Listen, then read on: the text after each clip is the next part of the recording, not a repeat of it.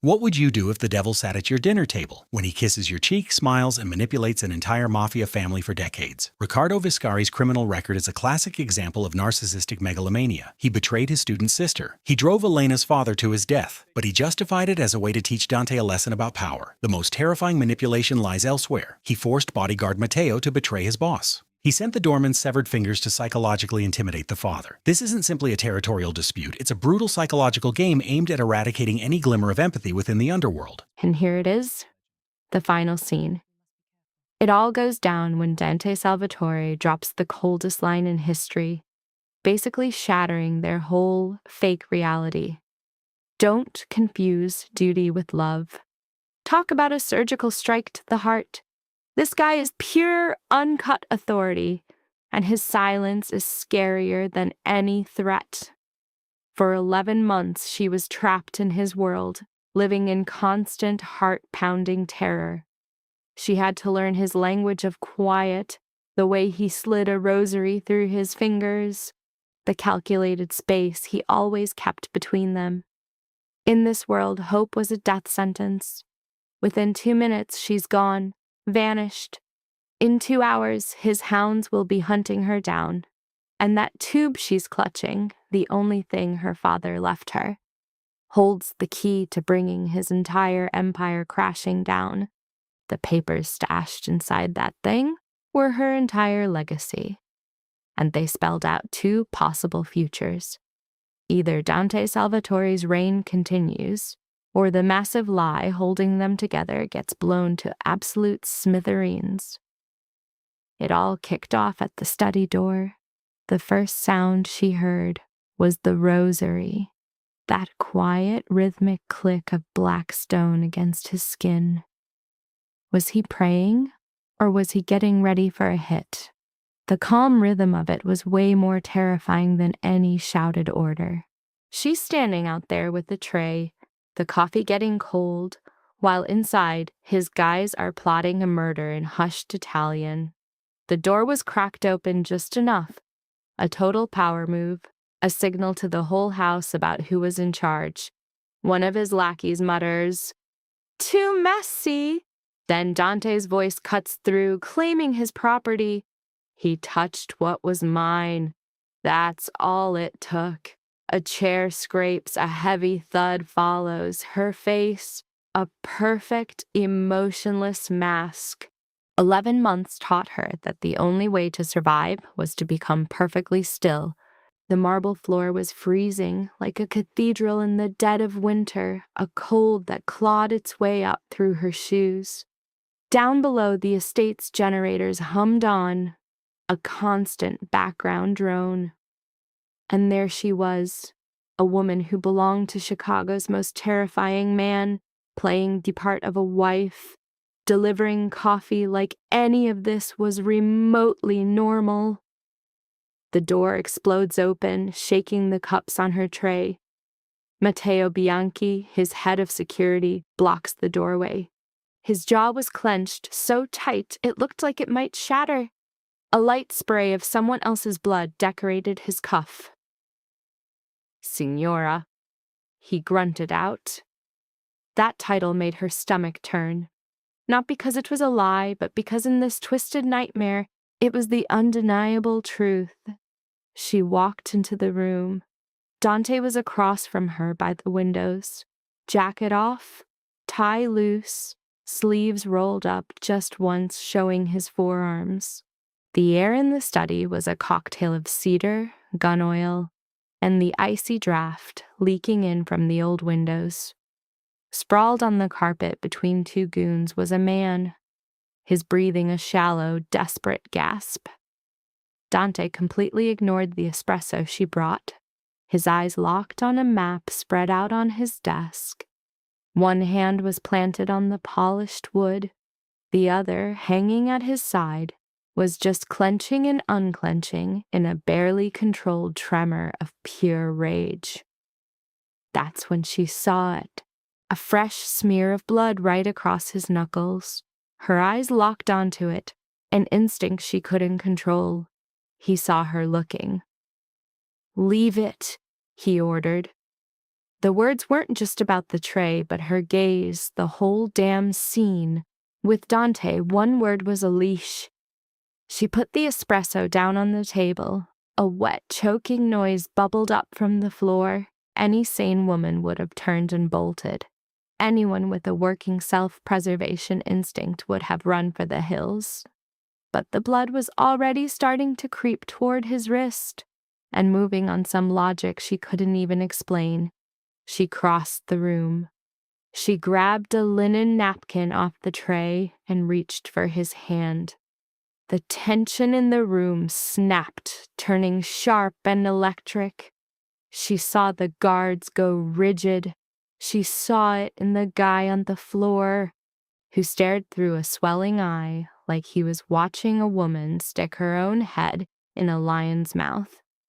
Dante's fingers flexed, a predator's instinct with enough power to pulverize her bones. He stopped himself. She lifted his hand. The skin over the bone was split wide open. She wrapped the linen over the wound. Her touch this bizarre, gentle act in a room built on pure brutality. He just stared down at the top of her head, his silence a heavy, suffocating weight. The rosary beads clicked one time against his gold ring. "No one cleaned that," she said, the words a frantic attempt to break the tension. "It'll break open again." His voice was a low rumble. "Are you giving me orders?" "No." She pulled the makeshift bandage tighter. "I'm saving Teresa's carpet." It was a lie, and it was the only thing that could save her life.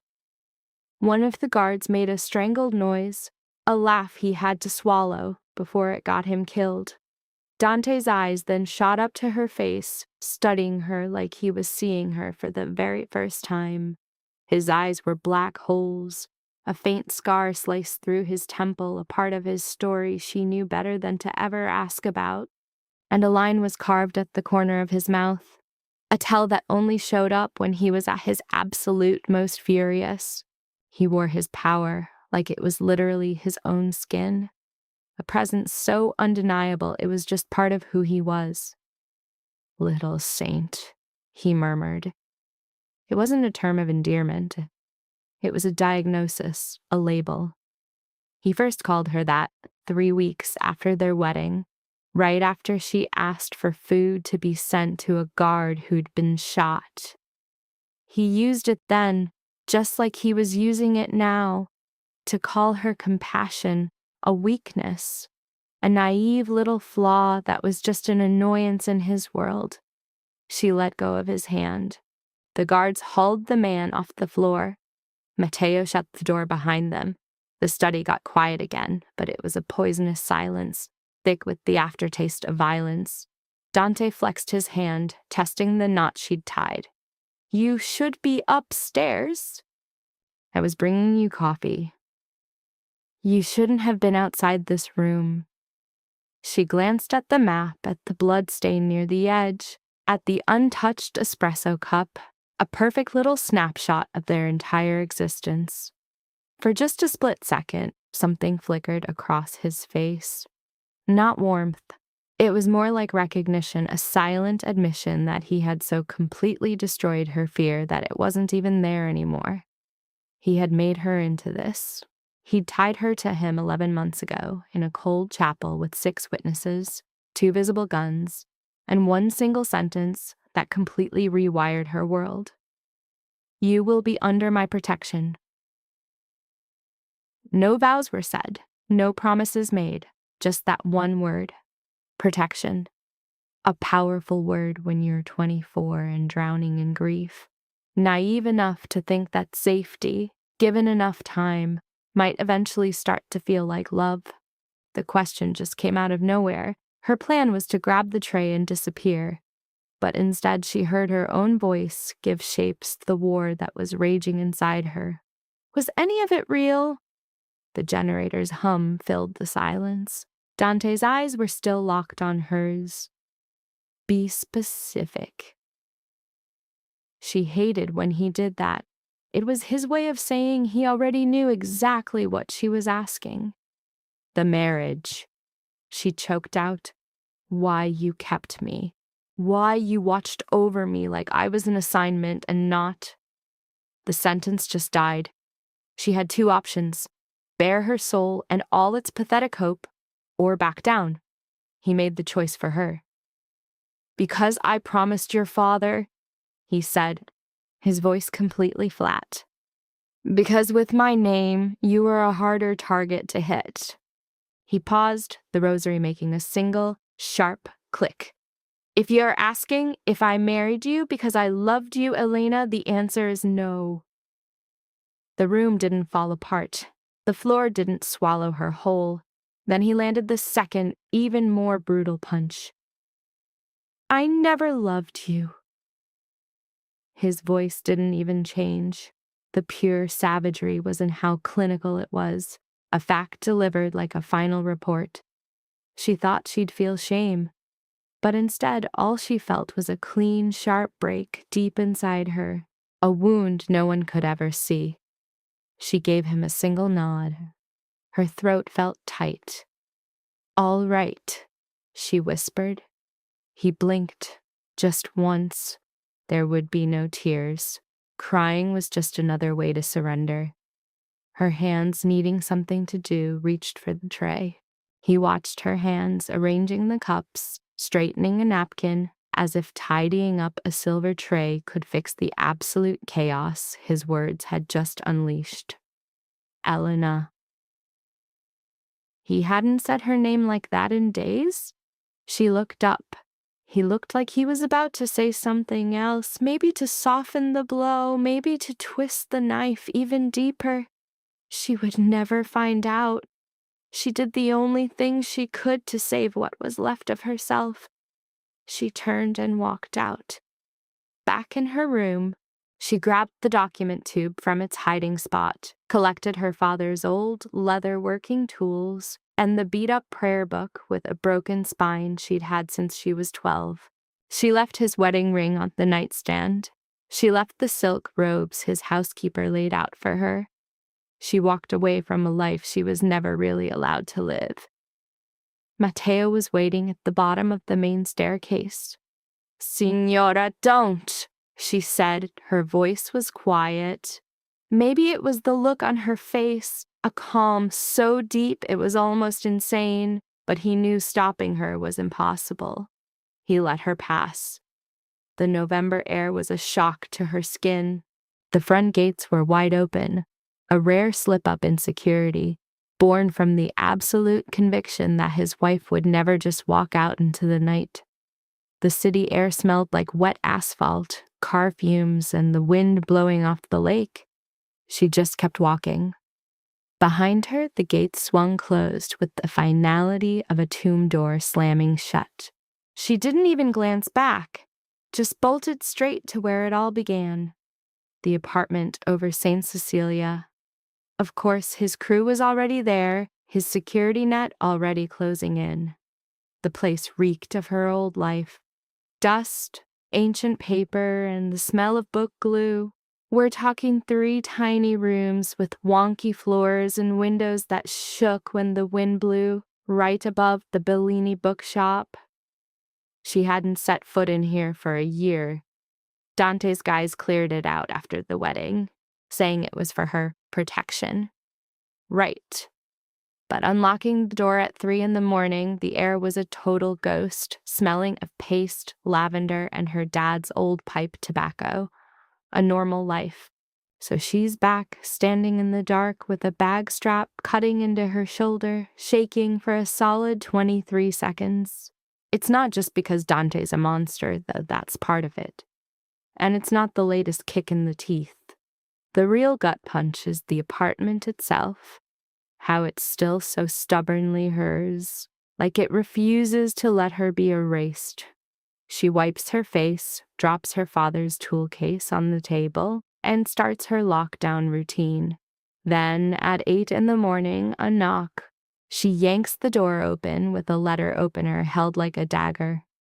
Paolo Greco sees the makeshift shiv, looks her dead in the eye, and lets out this massive sigh. This dude is a unit. his huge frame straining a designer coat, a body built for breaking things methodically. He's got 2 goons with him. And down the hall, I see Dr. Mia Ferraro in scrubs, holding that classic leather doctor's bag. "Good morning," Paolo says. "I'd say you look good, but that'd be a lie, and I respect the dead too much to start my day with one." I give him nothing. He holds out a paper bag. "Teresa sent pastries. I brought black coffee 'cause it's bitter and protein bars for me 'cause my life is basically a prison." You can practically see Mia roll her eyes. It's his go-to line when he picks boiled chicken over anything good. It's not a choice. It's giving in to what's necessary. Even so, I can't help but almost smile. Paolo catches it, pointing at her like she just proved his point about everything. "See? Subject is responsive." "What do you want?" I shot back.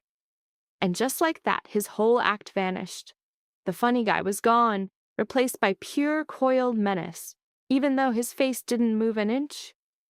"Because you blew off Salvatore security without getting clearance, and now every punk with a gun and a dumb idea thinks it's open season on you." "You mean Dante. I mean Chicago." His eyes scanned the room behind me. "So, are you gonna let us in? Or are you planning to shank us one by one 'cause I skipped my morning gym session?" I should have slammed the door in his face. Instead, I moved. They slid into the room like guys who expect a trap around every corner. Paolo sets the pastry bag down like it's the Holy Grail, then looks around the kitchen. "No food," he says, his voice dripping with fake sadness. "My lady, what kind of hunger strike is this?" "The kind that starts with running away in the middle of the night." "I see." He nods like a midnight escape and crippling trauma are known to cause a lack of groceries. A tactical retreat. Mia puts her bag on the table, her eyes sizing me up like a doctor who's patched up guys while they were lying straight to her face. "Any physical injuries?" "No." "Slept at all?" "No." "Great," she said flatly. "At least we're being honest." Paolo's already casing the joint, checking for weak spots, exits, and probably a secret stash of carbs. Boss's orders are a 4-man team, curtains drawn at dusk, and you call before you go anywhere. I don't take his orders. "Then take mine." He shot back with a painfully fake smile. "I'm way nicer." I crossed my arms. "You're infuriating." "Also a fact." He was still grinning as he grabbed the chair by the door, spun it around, and sat on it backwards. Then he put a freaking handgun on the table, making sure I saw it. The temperature in the room dropped 10 degrees. "That part," he said, all traces of humor gone, "is not up for debate." My stomach twisted into a knot. Outside, the bells of St. Cecilia began their 9 o'clock chime, a sound that used to just mean the day was starting. I hated how fear could poison a place you loved, turning every familiar thing into a potential weapon. I came back here because it was the only place left that felt like mine. I told him, if Dante needs another cage, he can build one. Paolo's face changed, not softer, just more closed off. "He didn't send me to help you disappear, Elena." He used my first name. That, way more than the gun, set me on high alert. What were his orders? "To make sure you keep breathing." Another knock cut off my reply. Nobody in the room even flinched, which was the creepiest part. Paolo just gets up. Mia grabs her bag. His guys flank the door, one on the left, one on the right. I put the letter opener down, suddenly realizing how useless it was. Paolo opens the door, and in walks Dante like he owns the damn building. He's in black wool, no coat despite the cold. With rain on his shoulders, the hallway behind him goes dead silent, a vacuum of sound that follows him everywhere. He shuts the door himself, and his eyes sweep the apartment, the old drafting table, the repaired artifacts, the dirty glasses in the sink. Then his eyes locked onto me. The raw scrape on his knuckles was covered with a clean bandage. Somebody else finished the job I started. The thought was sickening. "You're not safe here," he says. No hello, no sorry. Exactly what I expected. I wasn't safe in your house either. For a split second, his eyes flicked down to my empty hand where his ring used to be. It's different. It felt exactly the same. The silence that followed was so thick you could feel it. Paolo, probably weighing the odds of getting shot in the crossfire, pulls a protein bar from his pocket and mutters, "I'll just be eating this in the hall like a condemned man." Mia grabs his arm and drags him out. The guards followed. The apartment door clicked shut, leaving me and Dante alone for the first time since that night. He started walking toward me, and I made myself stand my ground. Every instinct screamed to back up. I ignored it. "That was a bad move," he said. "You told me the truth, so I acted on it." A muscle in his jaw jumped. "You left with no security. You left without a husband." Bullseye. I saw the words land, that tiny, rigid flicker in his expression. I shouldn't have wanted to see it, but I did. He got right up in my space, so close I could smell the cold on his coat, all cedar and smoke. My heart started hammering. He noticed, of course. The man notices everything.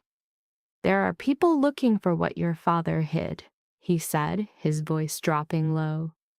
"They will use you to find it." "I don't have anything. Riccardo Viscari doesn't think so."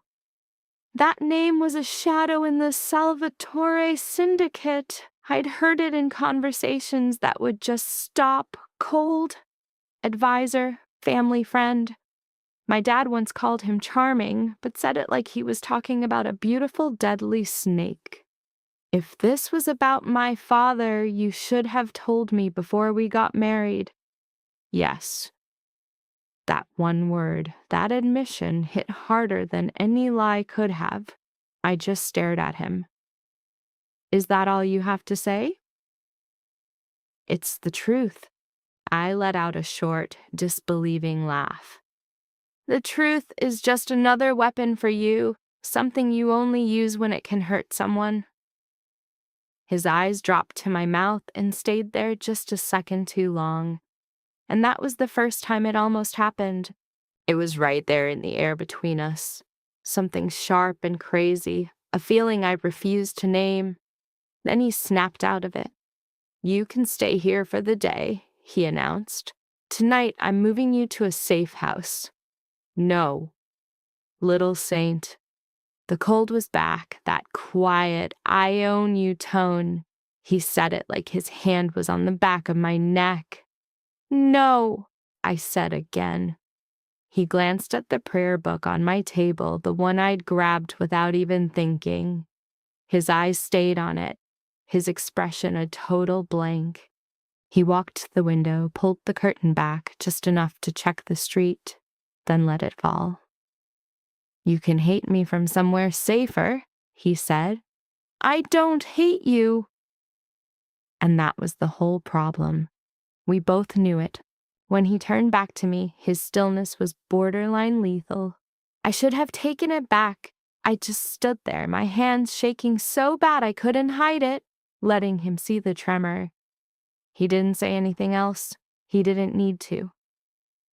After he was gone, Paolo came back in, now clutching 3 more protein bars and wearing a look of pure tactical exhaustion. "Well," he said, his eyes darting from me to the closed door, "that was stressful enough to count as my cardio." My legs just gave out, and I dropped into a chair. By noon, there were armed guards in the hall, and a new black sedan parked on the corner. Dante's world was being slapped on top of mine, like welding iron onto lace. I was home, but his shadow got there first. Chapter 3. The ledger room. He knew exactly which pages were missing. By that afternoon, the apartment wasn't a safe house anymore. It felt like a museum exhibit under armed guard. But I kept working. That's the only good thing about fixing old paper. It takes over your hands and leaves no room in your head for feeling completely screwed. Downstairs, the studio handled a year of being empty better than I did. Dust covered the long oak tables, but they were solid. The printing presses were lined up against the wall like huge, silent bodyguards. My dad's old magnifying lamp was still clamped to the main workbench, its bulb dim with age. I flicked it on, and its weak yellow glow filled the room with ghosts of all the quiet, careful hours we'd spent there together. The faded blue of her apron was basically a map of her life, worn out from work, a single ink stain on the pocket like a tiny secret shadow. It was just part of her. From upstairs, the heavy, rhythmic stomp of boots on floorboards, a patrol, or maybe a cage. The only difference is how you look at it, how much fear you're living with. Under the lamplight, a prayer book was open. It was an heirloom. First her mom's until a fever took her, then passed down when her dad started treating God like a business partner instead of a belief. Its leather edges were worn soft as velvet from generations of hands clutching it for dear life. 2 years back, the spine finally gave out.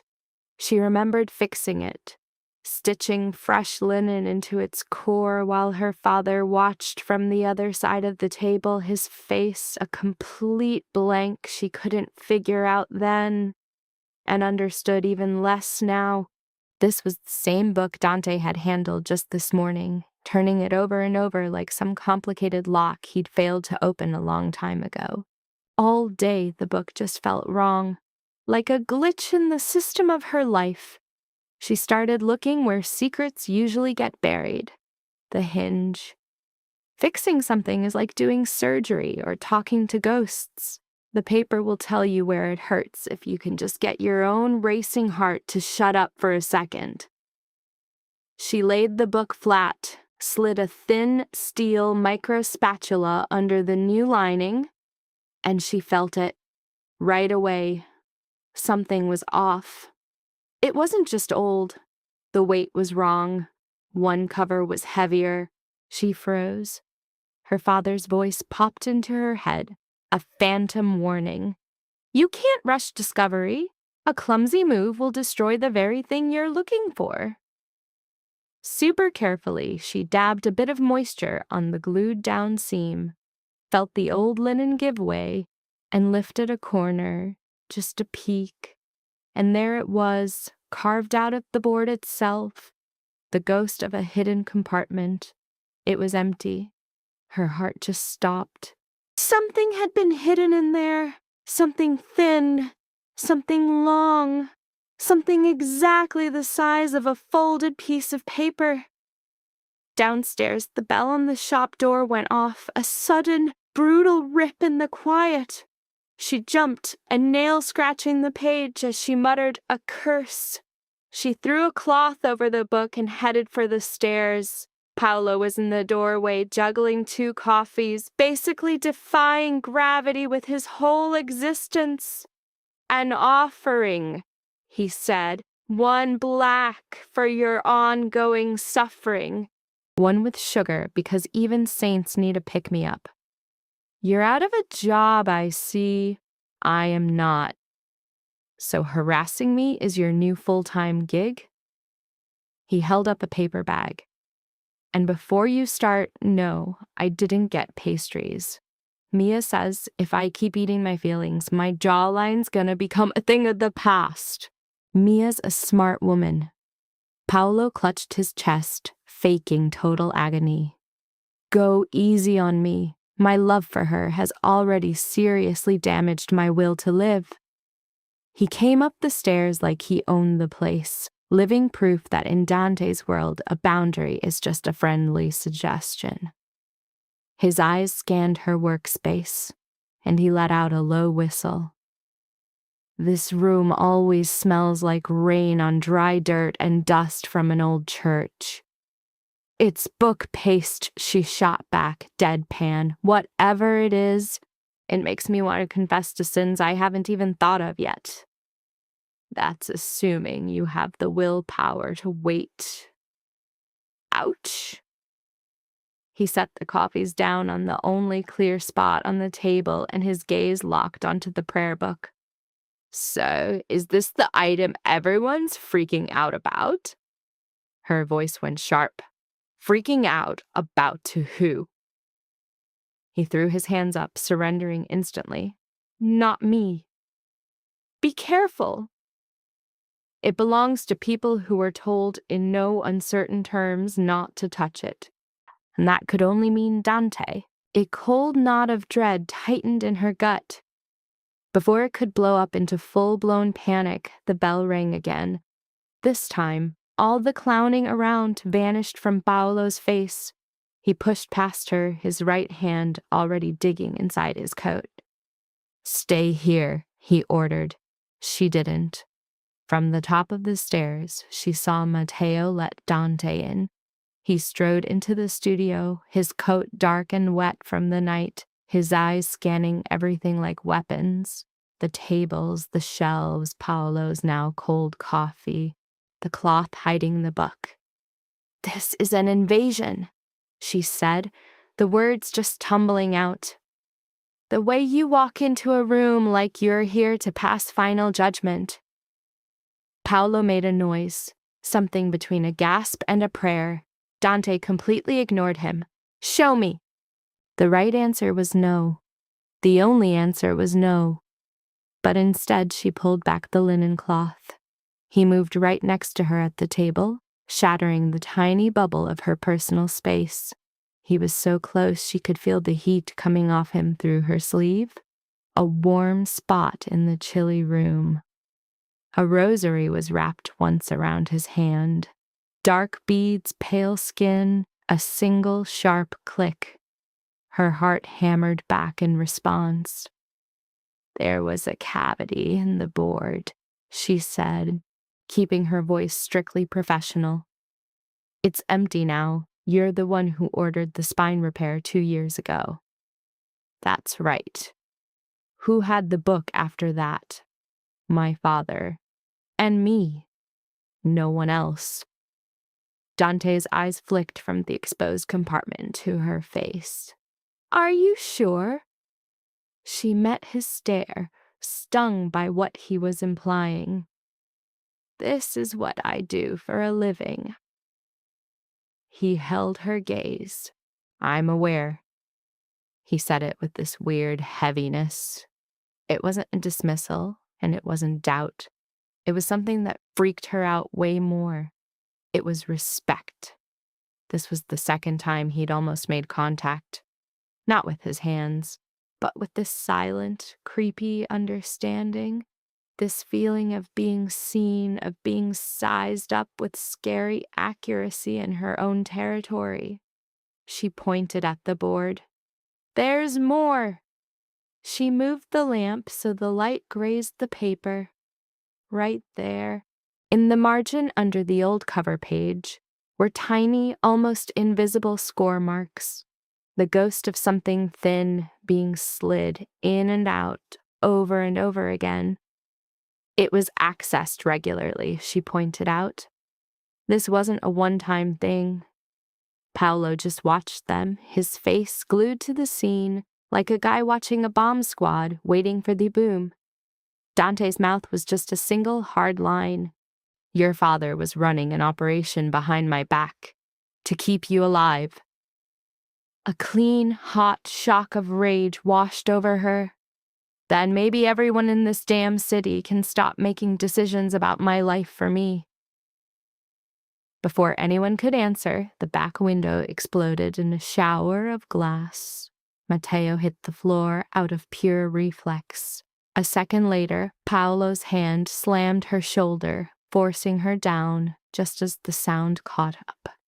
The room turned into total chaos, boots pounding on stone, the muffled pop of guns, Teresa screaming from somewhere upstairs, and Paolo desperately whispering about how unfair it was to die before having one last good meal. Dante's reaction was terrifyingly efficient. In one smooth move, he flipped the heavy work table, making a shield for her and the book. He pulled his gun and fired twice through the busted window before her brain even registered the shadow that had just ducked past. The air, thick with the smell of old paper just seconds ago, is now choked with the metallic tang of gunpowder. "Stay down," Dante orders. And this time she actually listens. The shooting stops as fast as it started, and all you can hear are sirens in the distance. Matteo's already on the radio spitting out urgent commands right next to her. Paolo's muttering about how if he dies before Mia agrees to a date, he's gonna haunt everyone. She glances up. Dante's still covering her, one hand on the table, his body literally a shield against the shattered window. A thin trickle of blood runs down his jaw from a shard of glass. "You're bleeding," she says, stating the obvious. He just stares down at her, a super long beat, like her words mean more than the freaking firefight they just survived. Then he straightens up. "They found the book too fast," he says to Matteo. "We have a leak." That one word, betrayal, hangs in the room like gun smoke. While his guys move to board up the window, Dante snags the prayer book himself, handing it to her like it's a bomb about to go off. "You are coming with me," he says. "That ain't a request." She hugs the book to her chest. "No." His eyes flick from the wrecked window back to her face. "That is your consent." He's totally delusional. It's not about consent. It's about the sudden, sick feeling that he knew how important this book was way before she did, and he just let her stay in the dark.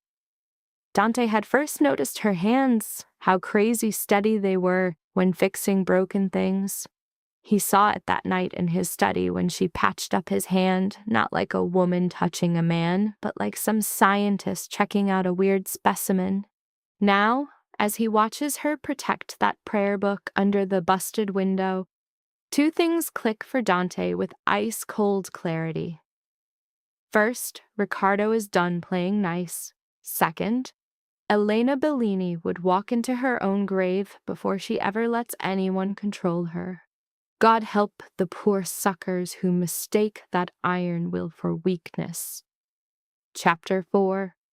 The Chapel Stairwell. In the pitch black, his hand finds her waist. Dante doesn't take her back to the Salvatore compound. No, he brings her to the chapel on the far north side of the estate, the place where his family buries their dead and all their dirty secrets. It's this building set way apart from the main house, guarded by a squad of silent cypress trees. A stone-cold, lonely building, the kind of place the super rich and super guilty build to keep God nearby, but not so close he gets annoying. The story opens, and even the sky is a victim, described as a bruise, a perfect metaphor for the messed up world we're about to see. This is a place of quiet, professional violence, where armed dudes creep across holy ground like ghosts. The chapel, with its massive walnut doors, feels less like a church and more like a tomb where judgment is handed out. Inside, the vibe is the same, the flickering, bleeding light from prayer candles and the staring eyes of gold statues give off this feeling that the place is totally cool with sin. The narrator's basically a trespasser here, an outsider watching the messed up ceremonies of a brutal alien religion from a cold, terrifying distance. The dialogue lays out the rules of this world. Dante's correction, "It's a place where the walls aren't listening," isn't about safety, it's about secrecy, the only way to survive. He's analyzing the narrator's feelings, not with any sympathy, but with the chilling accuracy of a predator. Then, into this ice-cold situation walks Teresa Rossetti, the matriarch of the estate. She doesn't bring threats, she brings blankets and tea, symbols of a normal home life that's been totally wiped out here. Her touch is a massive system shock, a moment of kindness that isn't a transaction in a place where everything and everyone has a price tag. She's a whole different kind of power, one based on care, not fear. She's the one who provides tiny moments of grace in a place that has none. Smuggled cannoli, novels left like secret messages, and the unspoken kindness of not asking why you're crying in a gilded cage. When she drapes a blanket over the narrator, it's a symbolic move, treating her like more than just another one of the boss's assets.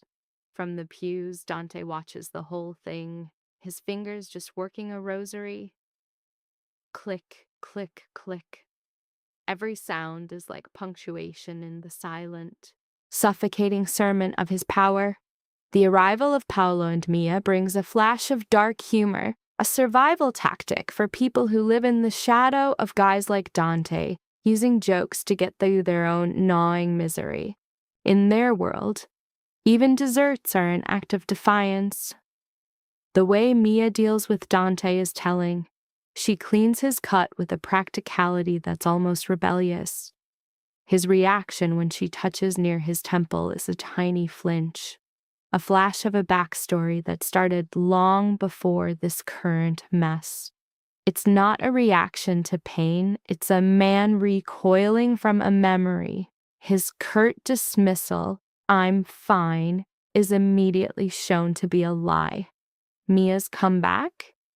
"Men like you are always so disappointingly hard to kill," nails the exhausted bitterness of everyone trapped in his orbit. Paolo's apathetic begging for Dante to wear a sweater isn't about his health. It's about not getting yelled at by Teresa, a subtle nod to who holds the real power in that house. When Dante takes off his shirt, the action is like an accidental confession. The web of scars covering his body is a brutal map of his life, a testament to the violence he's both taken and dished out to keep his spot at the top. One scar in particular, a crescent branded near his collarbone, doesn't just scream wound. It screams attempted execution. The narrator's gaze, though she looks away quick, crosses a line. It's a moment of forbidden intimacy, seeing the private history carved onto the public monster. Teresa, with her soul-reading vision, sees this shift and orders her away, shielding her from a truth she's not supposed to understand yet. The upstairs rooms, originally for priests, are now just sterile holding pens, their skinny windows offering a view of imprisonment, not peace. Here, the main conflict starts to take shape around a simple prayer book, an object of faith that's been turned into a container for conspiracy. When Dante shows up, the simple act of switching from a bloody shirt to a plain sweater changes him. The public armor of the boss falls away, revealing something way more powerful, the man himself. The rosary, still in his hands, is a constant reminder of his paradox, a man of violence clinging to the rituals of faith. His face, etched with exhaustion, is a mask for the weight he carries. Their talk isn't a conversation, it's a debrief. The warmth you'd expect is replaced by the cold math of survival. He tells her the truth about her father's death, not as a tragedy, but as a strategic move in a bigger war. The prayer book is the key, a hiding spot for proof of betrayal. We're talking names, routes, shipments. Her father's final act was to turn his own murder into a weapon, making sure the evidence would end up in the right eyes. Dante's words basically paint her as a liability, a piece on a game board she never knew she was on, and now she's in unbelievable danger from a rival, Riccardo Viscari. Dante lays the whole strategy out. The marriage was a hostile takeover of her identity. It was a way to put my name over yours. It wasn't love, it was annexation. A shield that's also a cage. The revelation that this was all her own father's plan is the ultimate betrayal, erasing the last bit of her own free will. Dante's excuse is based on brutal logic. Her safety and the secrecy of the intel were the top priorities. His statement, "You were the entire point," so recasts her from a pawn into the linchpin of the whole operation. When he explains his choice, to bury her or to protect her, he reveals the number one rule of his world. Protection and control are the exact same thing. The narrator's admission, "I did," confirms she had a role in her own imprisonment. The narrative voice points out the infuriating thing about Dante's honesty. He never softens the blow, which in a twisted way makes him harder to hate. This complicated dynamic is blown apart by the raw scream of a fire alarm. Smoke, a real physical threat, floods their sterile room of secrets. Dante's transformation is immediate. The calculating strategist is gone, replaced by something instinctive and animal. The fear isn't normal, it's a deep-seated trauma being triggered as he grabs her and pulls her into the chaos. The cause of the fire is painfully ordinary. A candelabra, altar cloths, a simple accident that has unleashed hell in a holy place. In the middle of the chaos, Dante's grip is total, his body a shield. This isn't the calculated control from before. This is a gut-level, protective urge. When a falling cross stand almost takes her out, he pulls her tight against his chest. The force of the impact presses her hand flat against the knotted scar tissue under his sweater. In that one moment of physical contact, the past and present smash together. It's a connection forged in violence, a direct touch to the source of his pain, and she feels the tremor of an old wound, a ghost sealed right inside his skin. He yanks her out of the smoke, and the shock of the cold air is like getting dunked in ice water. Kneeling in front of her, Dante's face is a mask of pure rage, but it's not aimed at the fire or at her. It's pointed inward. At some memory the smoke just set off. His words are dragged out of him like a confession from deep down. Lucia died in smoke. My sister. And just like that, the puzzle of his insane reaction is solved. The fire was never just a fire, it was a ghost. He wasn't just saving some woman, he was replaying his greatest failure, not being able to save his sister. When he gets up to take back control, the boss is back, but the mask has slipped, showing the raw wound that powers the man inside. 16-year-old Lucia and his mother, Sofia Salvatore. The memories ain't a story. They're just burned-out frames of a movie, a car exploding, lighting up a road right outside Juliet. Dante was 19, showing up just in time to see the wreckage. Standing there in the chapel yard with his crew, the ash and the sound of sirens, Elena saw it clear as day. It wasn't that he couldn't be gentle, it was that his tenderness was locked down, trapped behind a wall of smoke and a backstory written in fire.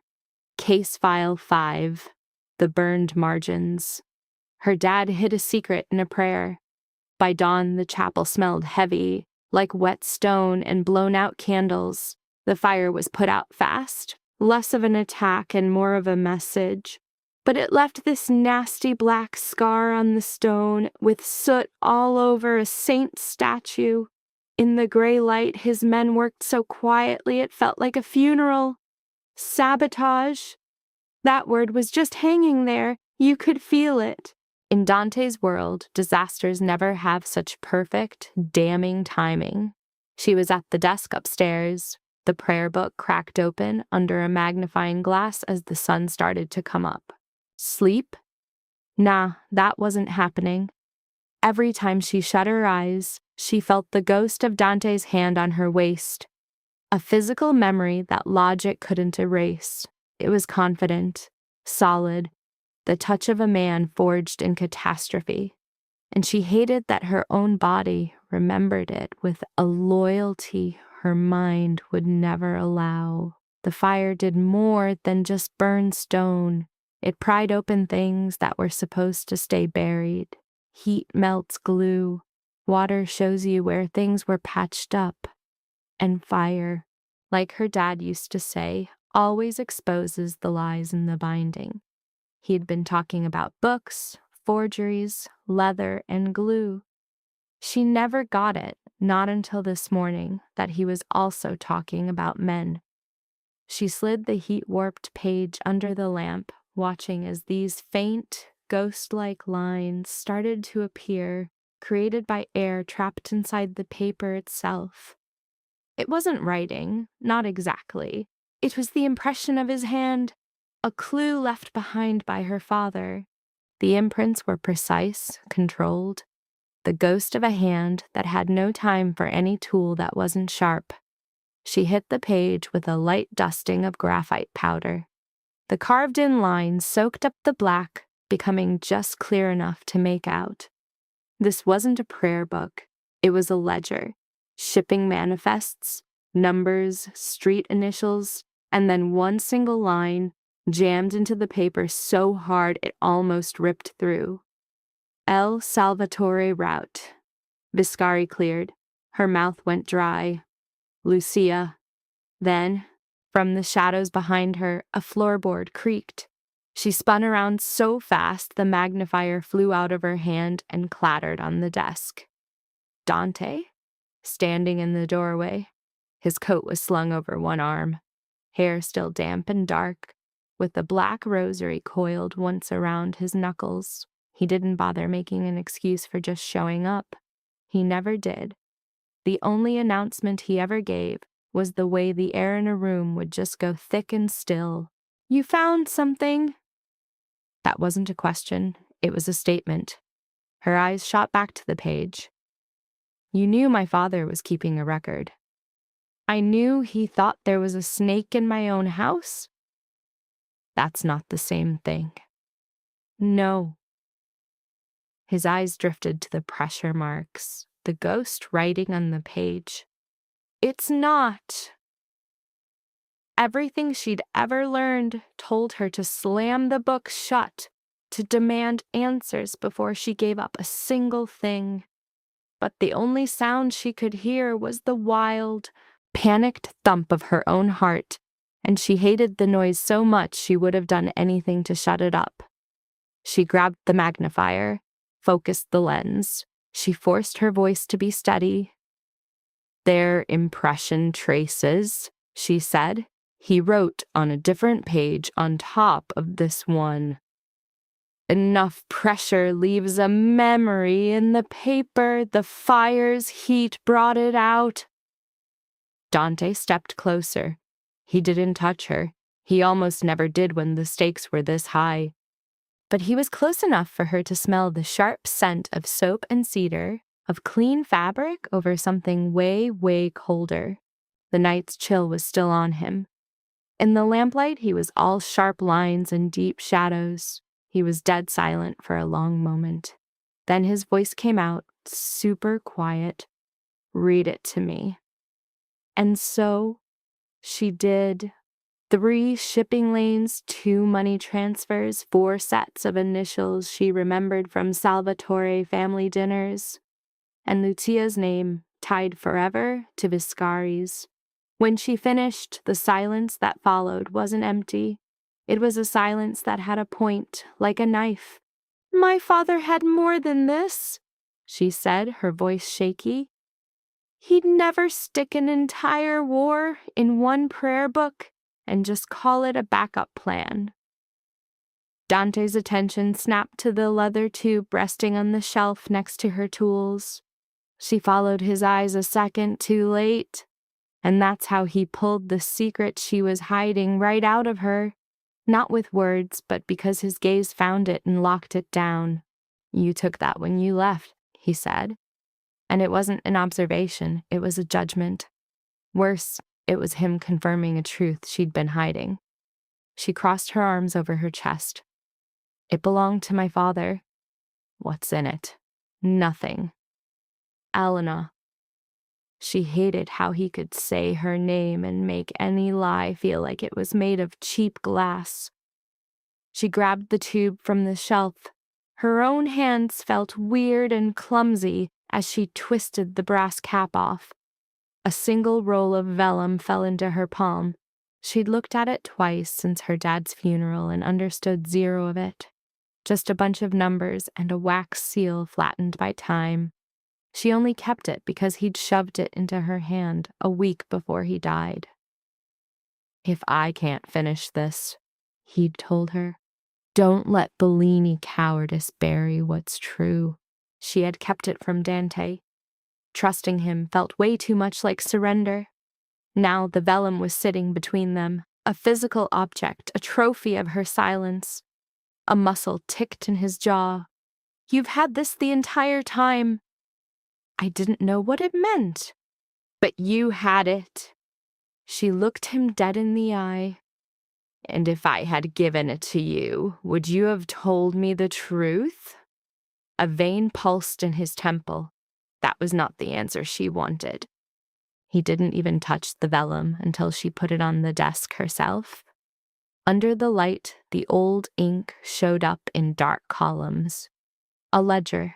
Names next to dates, next to payments, next to shipping lanes. One column was in her father's Latin shorthand, a system he learned in old church libraries. His writing trained to disguise the language of business as something sacred. Dante's eyes flew over it once, fast, before he scanned it again, way more carefully this time. "Ricardo was paid to make sure the Joliet route was clear," Dante said, his voice completely flat. The air in the room got thick enough to choke on. For Lucia, for the car. The truth hit her so hard she had to drop into a chair, her legs just giving out. Her father had known, or he found out later, and instead of blowing the whistle on the traitor, he buried it, knowing that public truths get guys like him killed. He went to Dante, and Dante married her. In that insane sequence of events, both men had treated her not like a daughter who deserved to know, but like a piece on a chessboard while her entire world was burning down. Her throat felt raw. "Did you know before this that Ricardo was the one who sold them out?" "No," Dante said. The answer was instant, and somehow that made it even more infuriating. His hand went for the prayer book, then stopped, hovering right over the scorched edge. "You fixed this." "I did. Even through the fire, the spine held. That's what you get with properly treated linen." She swallowed, and the sound was huge in the silence. "You think violence is the only thing holding the world together?" He finally looked up at her. "And you think a little TLC can change what something is?" he shot back. They were locked in. This was their 4th time on this cliff. Not about a kiss, but something way more twisted. It was a moment of pure clarity where she realized the absolute danger of him ever saying something kind and actually meaning it. A hard knock on the door shattered the tension. Mateo walked in like he owned the place, face a total blank. "Boss, Eastgate's hot. 2 vans, not on the schedule. Paolo's on it." Dante's face went ice cold. "And one of the camera feeds died 10 minutes before they showed up." "And inside me," she said, the words tasting like acid. Mateo's eyes land on her. For just a second, you see something crack in that stone-cold mask. Maybe respect, maybe worry. In a world where a wrong look gets you killed, you can never be sure. "Yeah," he says, his voice flat, "and not on the ground floor." Dante holds out the old document. "Lock this in the lower vault." Mateo takes it, but before he can turn, her voice slices through the room. "No." Both men pivot to face her. "If that thing vanishes," she says, her voice barely shaking, "it's just your word about my father's death." She gets to her feet, a tremor running through her. "I'm making a copy." Mateo's eyebrow twitches. That's a system error right there. A woman telling an armed man no just doesn't compute. Dante gives a sharp, formal nod. "You've got 60 seconds. She gets to work. This kind of vellum needs patience, which they both have in spades. But the speed of her hands? That's a skill you only get from countless hours alone. She lays the artifact flat, slaps it under glass, and drapes a sheet of see-through archival paper over it. Hitting it with a lamp from the side, she makes the ink pop off the page in 3D as she starts copying the text in a mirrored script. It's a trick her dad taught her, a secret code to keep nosy people out. She's just finishing up when Paolo explodes into the room, a walking hurricane of stress, juggling 3 phones and a single pastry. His anxiety so thick you could choke on it. "Good news," he gasps, totally out of breath. "Found the camera breach. Bad news. A pro did it. We are in so much trouble." His eyes dart around the room, the document, Mateo's emotionless face, her, Dante, and all his frantic energy just deflates. "Ah," he says quietly. "So emotionally, we're also in a lot of trouble." Even Mateo almost cracks a smile. Paolo stares at the pastry in his hand with a sudden, tragic sadness. "It's why I stress bake relationships I can have." Mateo's voice is bone dry. "Mia didn't make that." Paolo's hand clenches around the pastry. And then, a sound. A quiet, broken laugh from the patient. A crack in the crushing tension of the room. Dante's head snaps around. For the space of a single heartbeat, the harsh lines of his face seem to soften, shifting into something almost human. The moment is obliterated by the crack of a gunshot from the radio on Mateo's shoulder. The tension snaps right back into place. Dante's already moving to the door. No one moves her without backup. Mateo gives a silent, sharp nod and is gone. Paolo's humor vanishes. "Boss!" "I know." Dante's focus locks back on her, the brief thaw replaced by a stone-cold fury. "We have a traitor," he says. "It's not a theory, it's a death sentence." And for the first time, we see real fear in Dante Salvatore. It's not for himself. It's for the rot that's taken hold inside his own operation. Case File 6. We flash back to that underpass, the red blooming on his shirt when his only goal was to shield her. They had to bolt before sundown. Dante didn't choose this. It was him answering Ricardo's brutal message at the East Gate. A power play to show he could get to them anywhere. By 6 p.m., their sanctuary was a ghost. By 7 p.m., Mateo had rerouted them twice, chasing shadows. By 8 p.m., even Teresa's poker face was starting to crack. Now inside an armored car, The patient sits with a prayer book on her lap and a stolen ledger tucked in her coat, watching Chicago blur by like a watercolor of wet roads and orange streetlights. Bridges fly by like skeletons of some ancient monsters. Industrial parks. The Black River reflects the sky like a sheet of dark metal. Mateo drives, his face carved from stone. In the car behind them, Paolo is with Mia. She'd flat out refused to stay behind, arguing she didn't have enough fresh bandages for the sudden explosion of guys with guns. "Seatbelt!" Dante's voice cuts the silence. She looks up.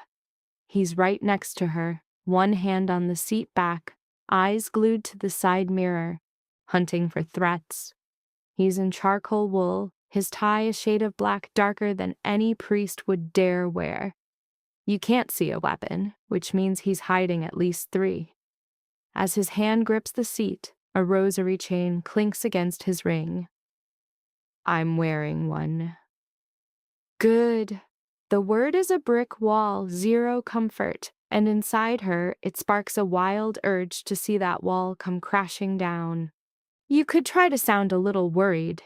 She dares him, her voice a quiet challenge. "I am worried." There's a huge difference between being worried and sounding like you're giving a weather report. A ghost of a smile touches his mouth. "Little saint, if I sounded the way I actually feel right now, Mateo would drive us straight into that river." From the driver's seat, without even turning, Mateo's voice is low and dead serious. "Correct." Or it's the first time he's ever shown a hint of humor, and it shocks a real laugh out of her before the fear can choke it back down. Dante's eyes shift to the sound. He doesn't smile, but he watches her, and you see something flicker in his gaze. The convoy slips under a huge overpass, its concrete legs casting long, wet shadows over them. You feel the change before you see it. Mateo's entire body goes rigid. Dante's hand slams down on her knee. It's not a touch. It's an order. Short, hard, absolute. Down. The world explodes. The lead SUV gets hit in a screaming mess of twisted metal and shattered glass. Mateo curses, yanking the wheel into a hard evasive turn that smashes her shoulder into Dante's chest. Then gunfire, not some sloppy street fight, but the disciplined, rhythmic pops of a planned hit. An ambush. He shoves her down to the floor just as a second burst of bullets stitches across their car, his body becoming a human shield over her. The air gets thick with the sharp smell of gunpowder and the taste of glass dust. Outside, a man yells in Russian. "This is way bigger than Ricardo's crew. This is hired muscle."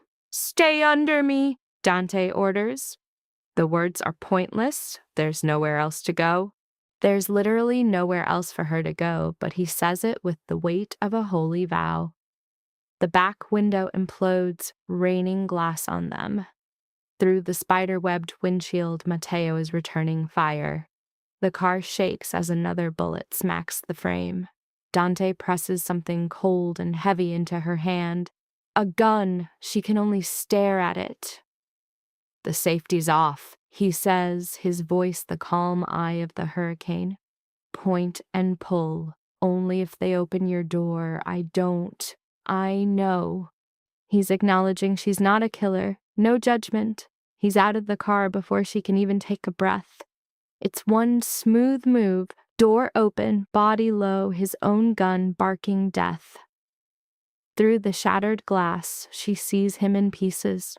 The black wool of his coat, the flash from his gun, the terrifying elegance of his violence. He's a master of brutal efficiency, a guy who knows one wasted move gets you a casket. A shadow peels away from the chaos, moving toward her door. She follows his last order. The gun roars, kicking hard in her hand. The figure screams. A wet, choked sound that will haunt her nightmares forever and disappears from view. She freezes, gun still out. Mateo snatches it from her hand without taking his eyes off the fight. Elena, he snaps, breathe. You can have a meltdown later. From the side, Paolo's voice cuts through the gunfire. If I die, tell Mia I was in my prime. Shut up and keep moving, Mia screams back. Then, a new threat. A guy slips from behind a pillar, knife flashing, heading for Dante's blind spot. Dante spins, a total blur, and then there's blood. His blood. A scream builds in her throat but never comes out. He puts one deafening bullet into the guy and stumbles back, slamming into the concrete pillar. A dark, wet patch explodes on his side, spreading way too fast. What happens next is a blur of training and instinct. The attackers vanish just as fast as they showed up. Sirens start wailing in the distance. Mateo's on the radio, barking coordinates. Paolo runs over, one sleeve of his jacket soaked in red. Mia sprints to Dante, but he shoves her away with a force that says everything. Elena first. I'm not bleeding, she says, her voice paper thin. He looks at her then, his eyes doing a quick clinical scan of her entire body. Only when he's sure she's not hurt does he finally sag against the pillar, letting Mia cut away his coat and shirt. And only then do you see the massive gash the knife left behind. So the wound ain't clean. It's ripped open deep, and his white shirt is soaked in a horrifyingly bright crimson. They bolt. They crash at some freezing apartment over a dead flower warehouse, the kind of place with steel doors, a single room built for guys who solve problems with fists and lead. Guards are posted. Mia drags Paolo off to get stitched up, basically calling his bullet wound a cry for attention. Before midnight, Teresa shows up with supplies, proof of the shadow network that keeps Dante's whole operation running. Elena finds him in this bare-bones room, shirtless, hunched over a rusty sink while Mia literally sews his skin back together. You moved, she says flatly. You talk too much, he snaps back, his voice shredded with pain. You bleed too much, should have just left you. She doesn't even bother replying, just walks over to a cabinet, grabs a roll of gauze, and holds it out. Mia looks from the gauze to Elena's face and lets out this long, totally over it sigh. Good, she says. You can try and stop him from ripping these out. And with that she's gone, closing the door gently and trapping them in the silence. Dante's knuckles are bone white, gripping the sink. The dripping tap water is turning the basin a faint pink. One of Mia's stitches already popped. You're impossible, Elena murmurs. So I hear. His voice is thin, weak from losing blood. And listen, seeing him vulnerable is way more terrifying than any rage she's ever seen from him. As she gets closer, he watches her in the mirror, his eyes still sharp, still like a predator.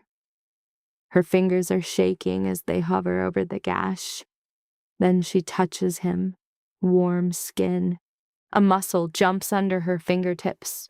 The whole room stinks of antiseptic, old iron pipes, and the weirdly salty smell of his skin. You should be in bed, he says. You should have left when I told you to.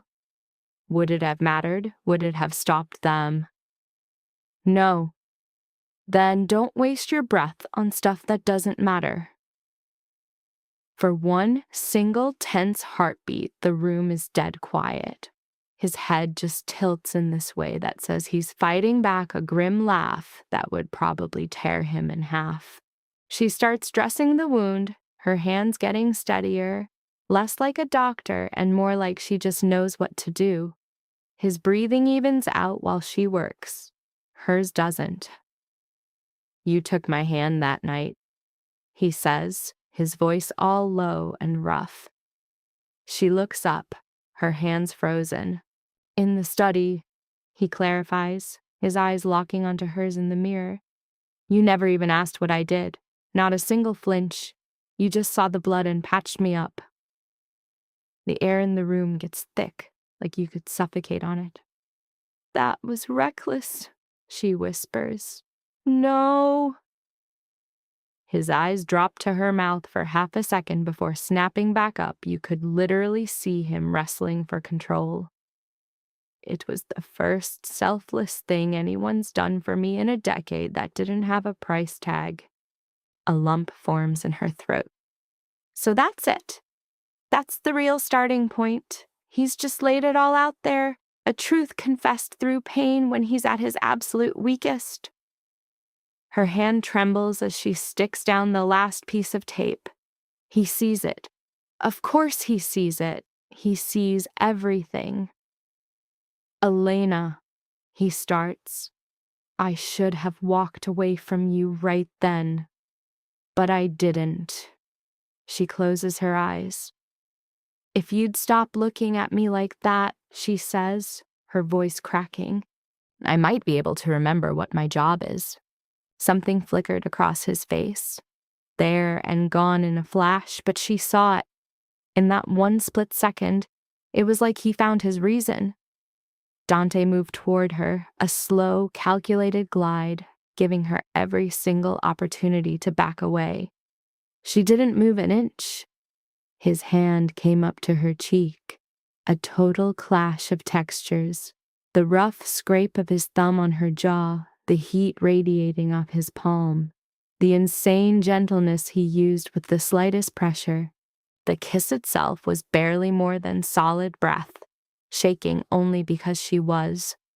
His mouth was a masterclass in control, a guy treating a kiss like he was disarming a bomb. He broke it off before he could lose it, pulling back just enough to rest his forehead against hers. That's all, he breathed, and the words were just quietly devastating, because if I keep going, I'll forget that you're afraid. Her answer was a sudden gasp of air. I'm not afraid of you. The raw honesty of it just hangs between them, heavy and final. He blinks once, a slow mechanical motion. When his eyes open again, they're 10 shades darker.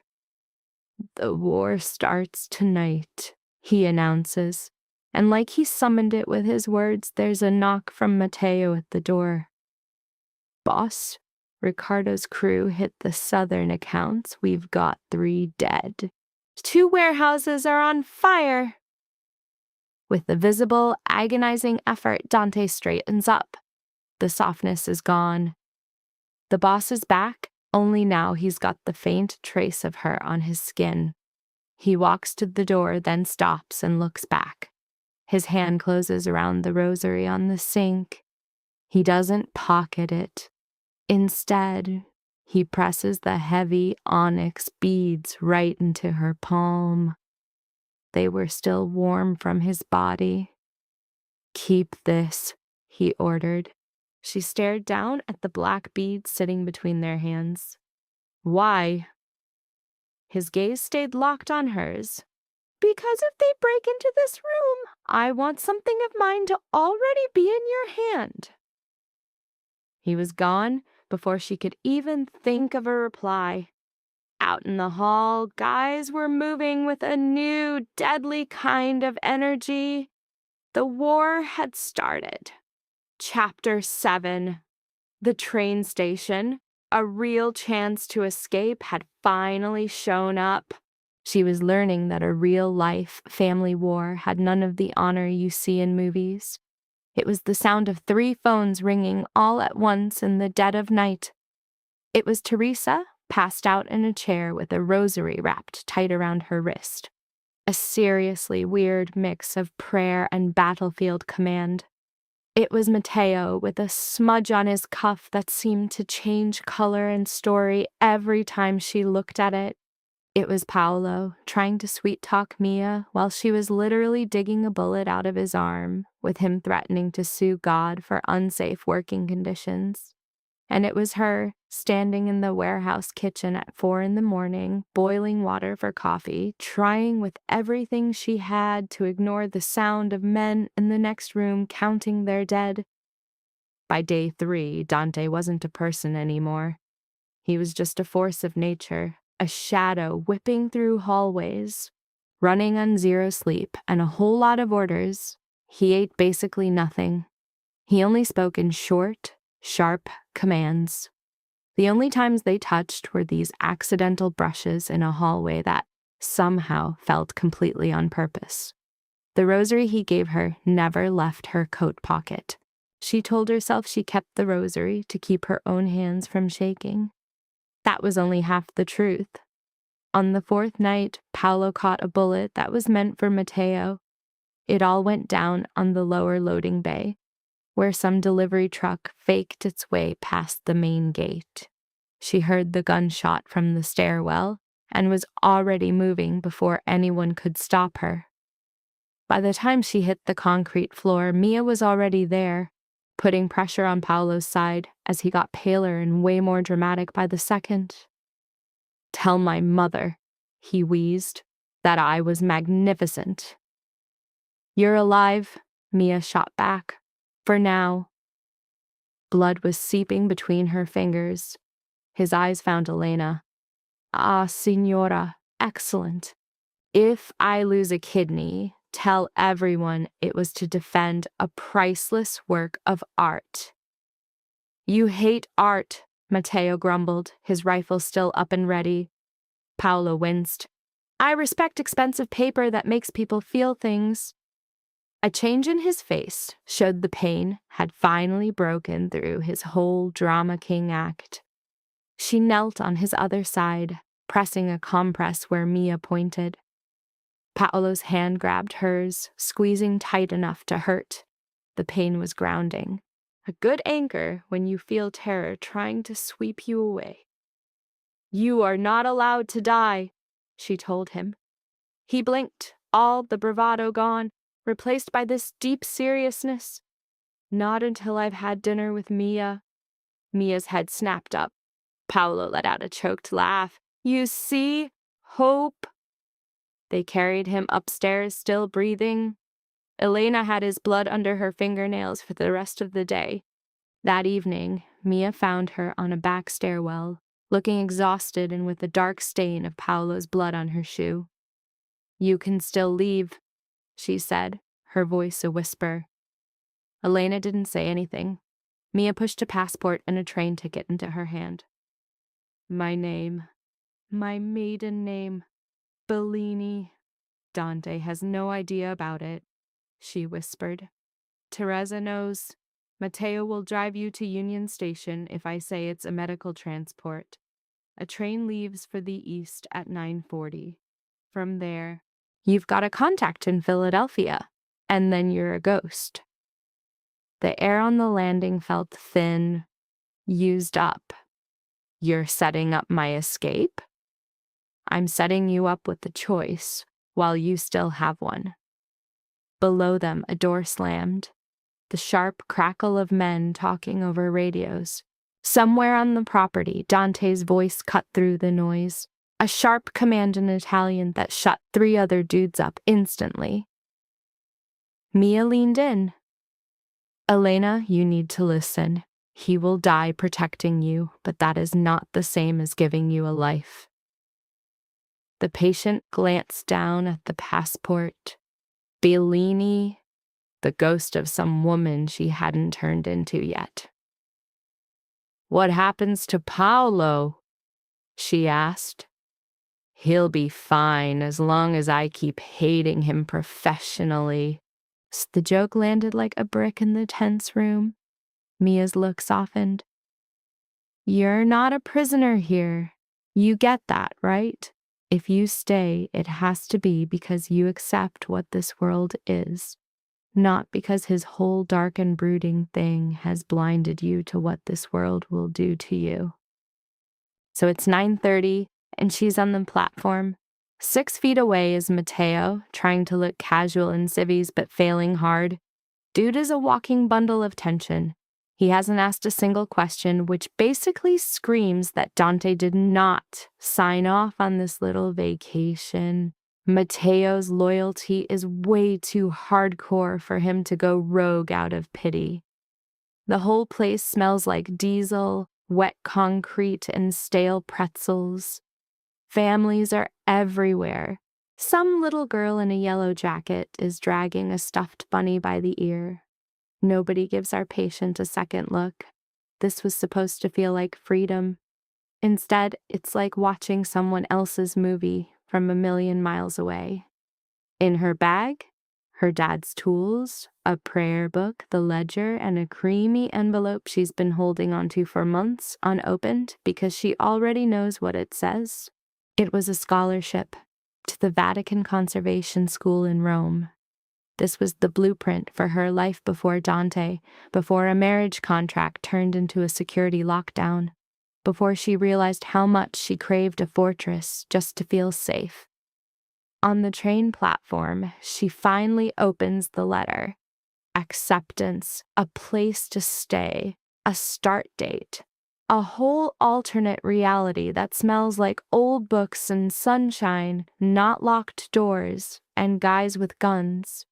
She reads it once, folds it perfectly, and then rips it, straight in half, then into quarters. This isn't her giving up on Rome. It's her admitting Rome was for a totally different girl. A version of her who thought you could just outrun your problems. But Riccardo would still have the names. Dante would still be fighting his war. And Paolo would still be bleeding out upstairs. She knew that for the rest of her life, she'd wonder if ditching that world was self-preservation or just being a coward dressed up as being strong. The train's headlight slices through the dark, rounding the corner like a giant glowing eye. Matteo gets closer. "You get on," he whispers, "and I'll make sure nobody's tailing you." She looks right at him. "Do you think I should go?"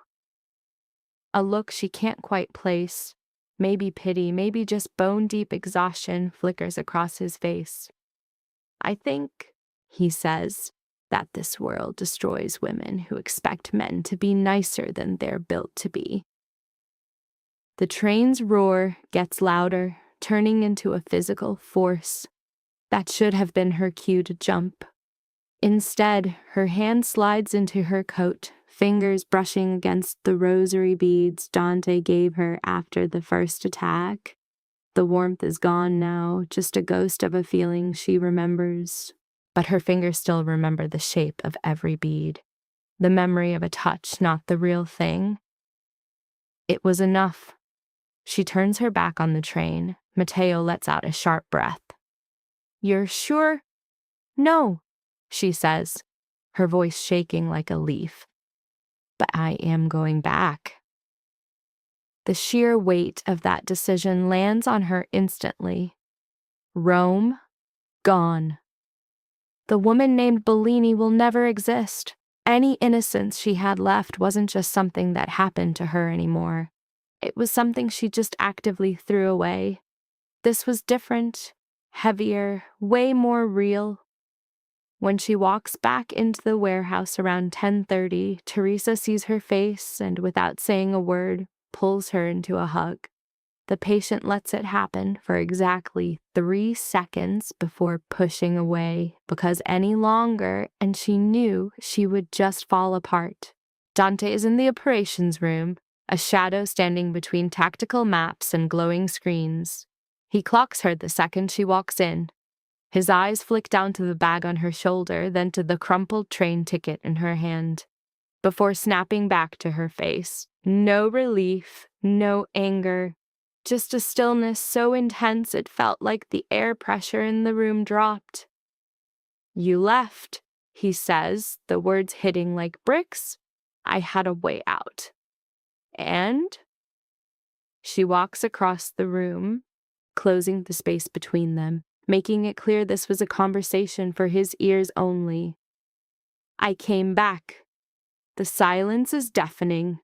Dante's knuckles go white as he grips the table. The rosary isn't on its hook. She has it. His gaze drops to her pocket for a split second, a flash of pure certainty.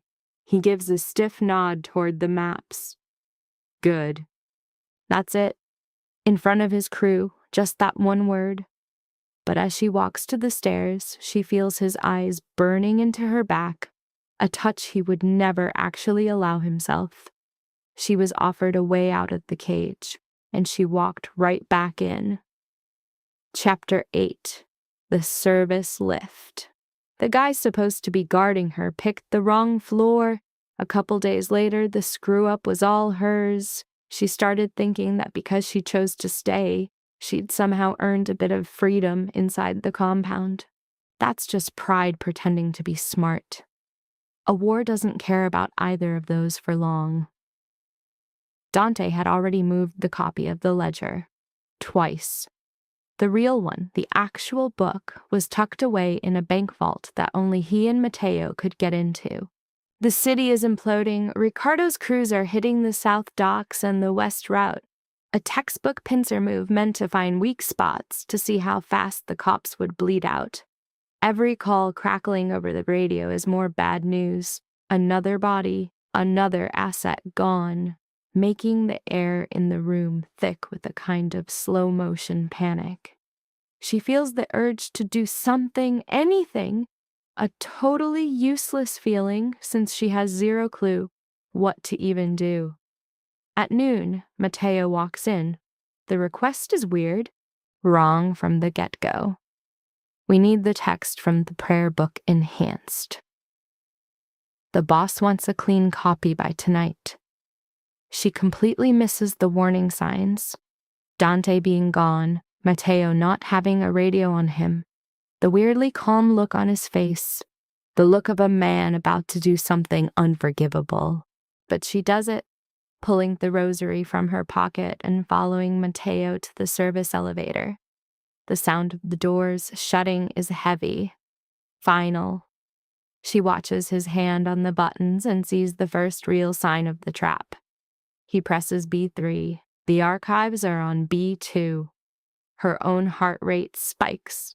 A single sharp beat of pure dread. A wrong floor. Matteo's hand doesn't budge. The entire world shrinks to the size of that metal box. He didn't need a weapon. The betrayal itself was a clean shot, obvious in the way he absolutely refused to look at her. Why? She asks. As the elevator starts to go down, humming a low mechanical funeral song, he gives her the reason. My daughter, he says. The words take a second to land. Matteo never ever talks about family. It was a strict rule. Ricardo has her? He's had her for 3 weeks. The words are flat, rubbed smooth by a pain you can't even imagine.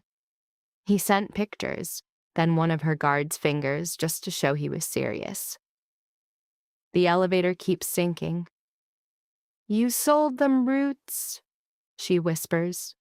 Delayed them, left gates open. I looked the other way when I was paid to watch. And Lucia? Hearing her name, he finally looks at her. His face isn't defiant. It looks like a bombed-out church that's somehow still standing. I wasn't there for that, he says. But I know who was. Ricardo's been pulling this move on fathers for a lot longer than Dante knows. The doors slide open to concrete and more darkness. The men waiting aren't Ricardo's goons.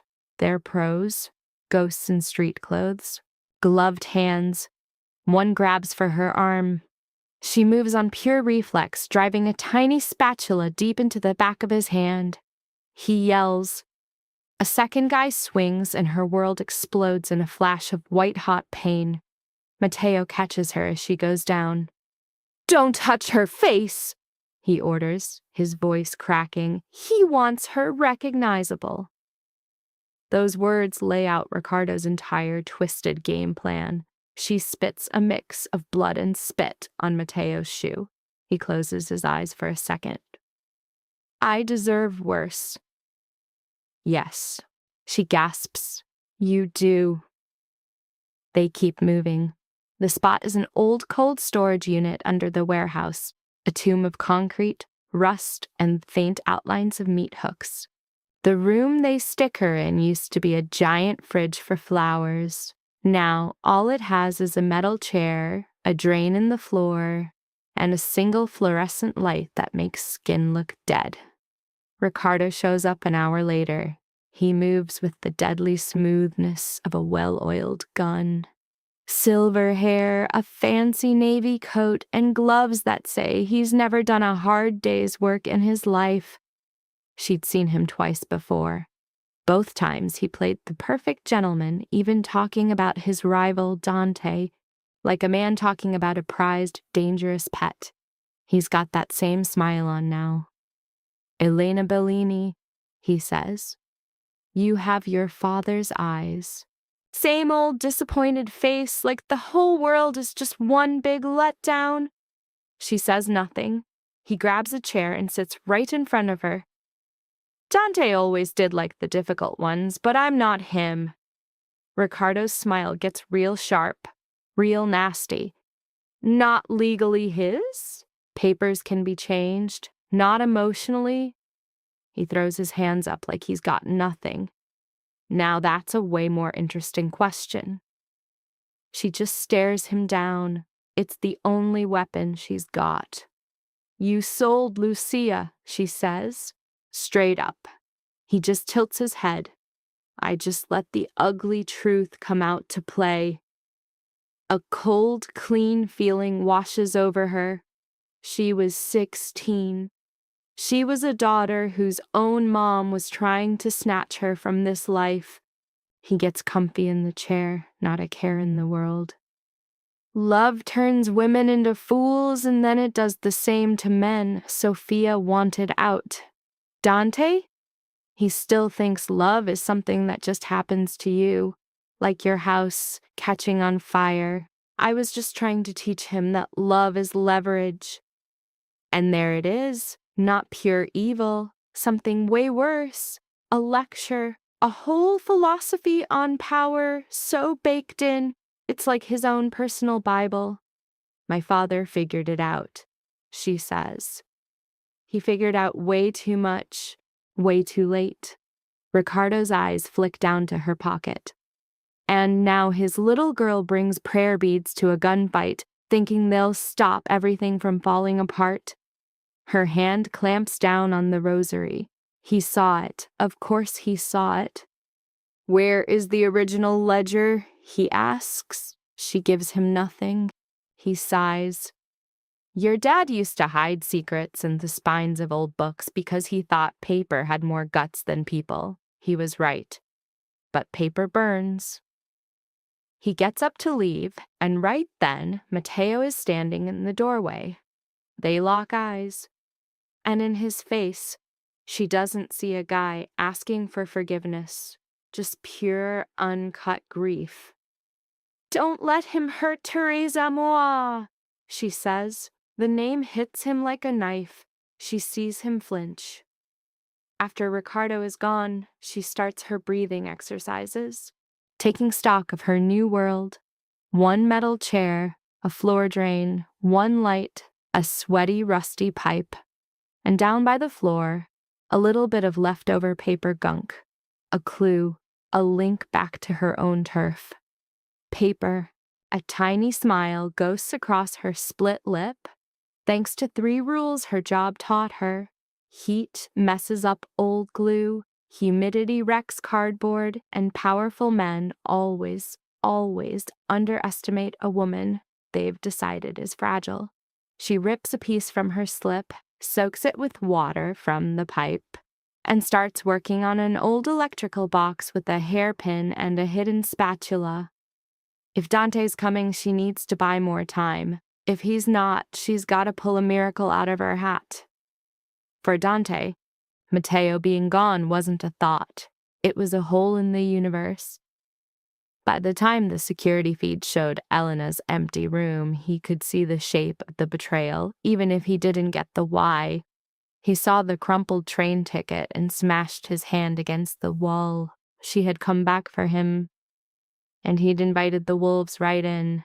But seeing the rosary gone from its hook, that sends him to a place colder than panic. She took it with her. That means she was scared enough to need the only thing that felt like him, a desperate, damning clue to a connection he built himself out of pure trauma. Chapter 9. The cold room door. He had said her name, and the word itself sounded like an injury. The fluorescent light hummed. The pipe cried. Time went sideways. Her work wasn't some delicate library task. She was an animal chewing its way out of a trap, using the only skills she ever learned. She pries the plate loose, turns the damp cloth into skinny strips, and feeds the water into the junction box until the circuit lets out one last, agonizing scream. The first spark burns her knuckle, the second one throws the entire world into instant total darkness. Shouts erupt down the hall. The heavy thud of boots, a curse. Someone jiggles the handle, but the door is blocked by the chair she wedged under it, and then the wood starts to splinter under some serious, non-stop force. She bolts to the other wall, rosary clutched in one hand, her dad's spatula held like a knife in the other. The door explodes off its hinges. The first guy stumbles in, totally blind. She slashes his face wide open and ducks, dodging his wild lunge. He only grabs a piece of her coat as she books it. The hallway is a frozen tunnel lined with empty racks. Red emergency lights paint bloody streaks on the floor. And from way up high, the alarms start to shriek. That siren isn't for her escape. It's the announcement of a new ghost. A burst of gunfire in the distance gives that ghost a name: Dante. She runs straight for the noise, like a moth flying into the flame that burned it, a survival instinct so twisted you could mistake it for a death wish. A hand shoots out of the dark, grabs her wrist, and slams her against the cinder block. Matteo. A dark red flower is blooming on his shoulder. His breathing is a ragged, busted rhythm. Wrong direction, he chokes out. You don't get to tell me where I go. Just listen. His grip eases up a little. Ricardo had my daughter moved an hour ago.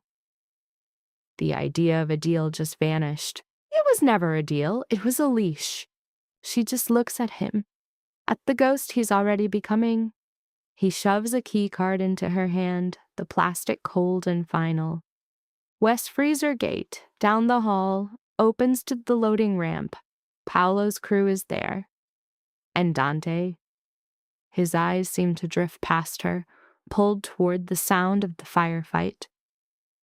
He's going after Ricardo. Alone. That one word meant that whatever part of Dante cared about staying alive had finally been snapped by this whole mess. She's being handed a real shot at freedom, an open door, a way out. Instead, she finds herself asking, where?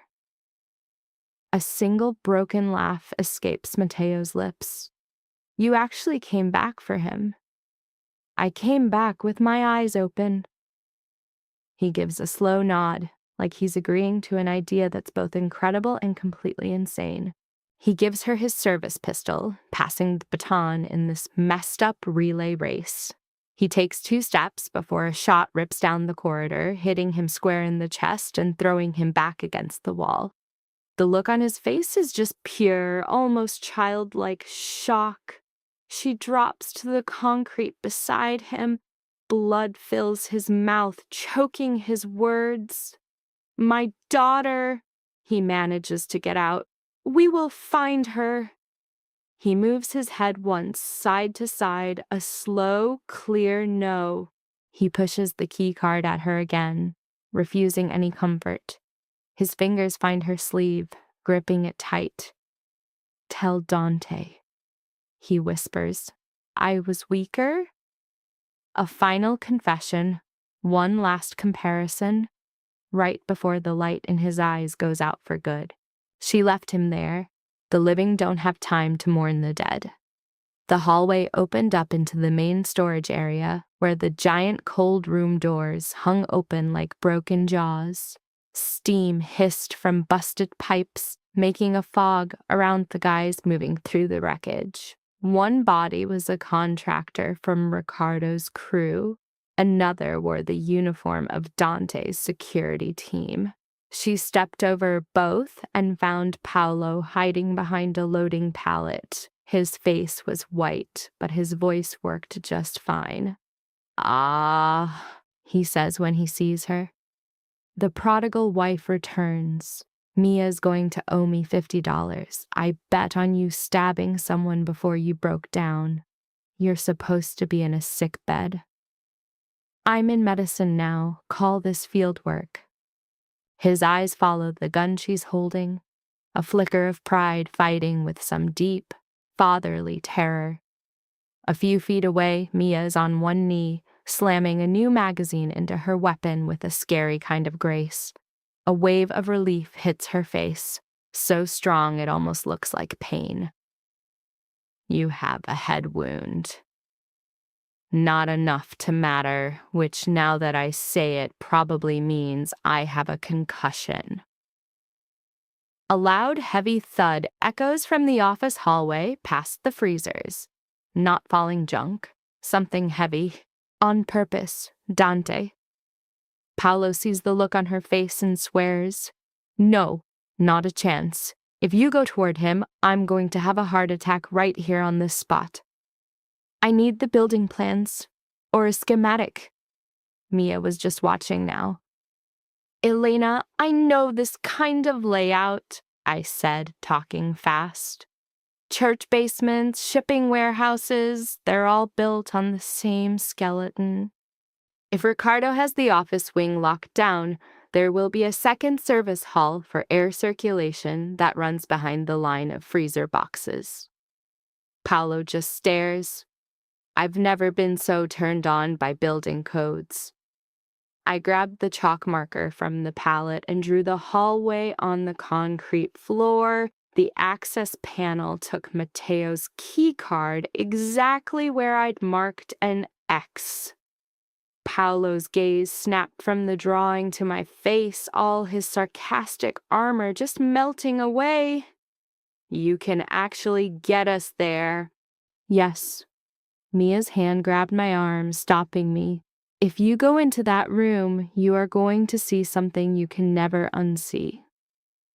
I remembered the study, the blood, and his eyes finding mine first, just to check if I was alive, and how he stopped after he kissed me because fear was a stronger pull than desire. "Yeah, I know," I told him, and we were off. The service corridor was this tight, metal throat, dripping with condensation from coolant pipes overhead. It dumped us out at an office with a busted-up doorframe.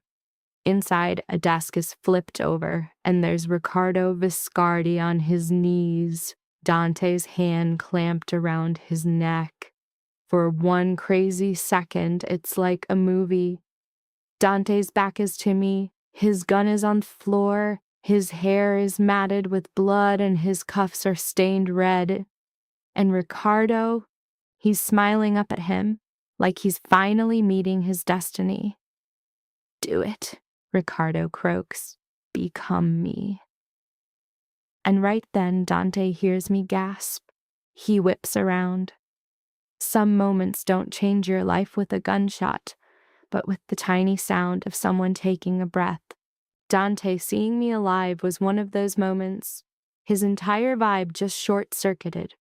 The killer calm, the massive wave of relief, the volcanic rage, the pure disbelief. It was way too much for one face to handle. His grip on Ricardo loosens for a split second, and that's all Paolo needs to full-body tackle the old man with a grunt, proving that being a hero is hard work. Dante crosses the room in 2 strides. He doesn't ask if I'm okay. He can see it. The split lip, the ripped clothes, the bruises already blooming. He cups my face, his touch so careful it feels like I might shatter. Delena. He says my name like he's tracing the edge of a fresh wound. I reach up, touch the blood on his temple. Mateo's dead. And boom, the words land. I watched them hit him like a bullet. He flinched so hard it looked like he wasn't moving at all. Total system freeze. He gave me this, I say, showing him the key card, and a way out. Dante just closes his eyes for one single breath, in and out. Then he presses his forehead to mine. A raw move that wasn't about being romantic. It was about just trying to survive the moment. In the background, you can hear Paolo yelling about needing emotional hazard pay if they start saying their vows while he's busy getting beat up. Ricardo lets out this choked laugh. See, this is love making you weak. Dante's entire posture changes. He stands up straight, and this calm washes over him that I've only heard about in stories. The dead quiet right before he does something brutally final. The fact that someone in this room was about to die was a truth we all silently agreed on. Ricardo knew it. He kept on smiling. Quick recap. Chapter 10. The River House. The guy Ricardo killed was like a father to Dante. So Ricardo got to stay alive for exactly 43 minutes. Just enough time to lock the warehouse down, just long enough for Mia to wrangle Paolo onto a stretcher while he complained that lying down made him look short. Enough time for Teresa to roll up, spot the blood on my coat, and mutter a prayer that sounded a whole lot like a threat. And just long enough for Dante, standing in a freight elevator with Ricardo in cuffs, to hit a state of stillness so absolute that every breath seemed calculated. Ricardo laughing about Mateo's death is what finally ran out the clock on those 43 minutes. It was never about Lucia's betrayal, or the years of stealing, or even getting kidnapped. Mateo, for all his screw-ups, died trying to fix things. And Ricardo mocking that. That was a line Dante's soul couldn't uncross. Take him to the River House, Dante says, his voice leaving zero room for argument.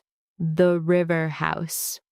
It sits on the edge of Salvatore turf, where the city rots away into industrial parks and old money hides its sins behind ivy. His grandpa's house. Guys still talked about it in whispers, which tells you everything you need to know. Sophia went anyway, ignoring Dante's orders.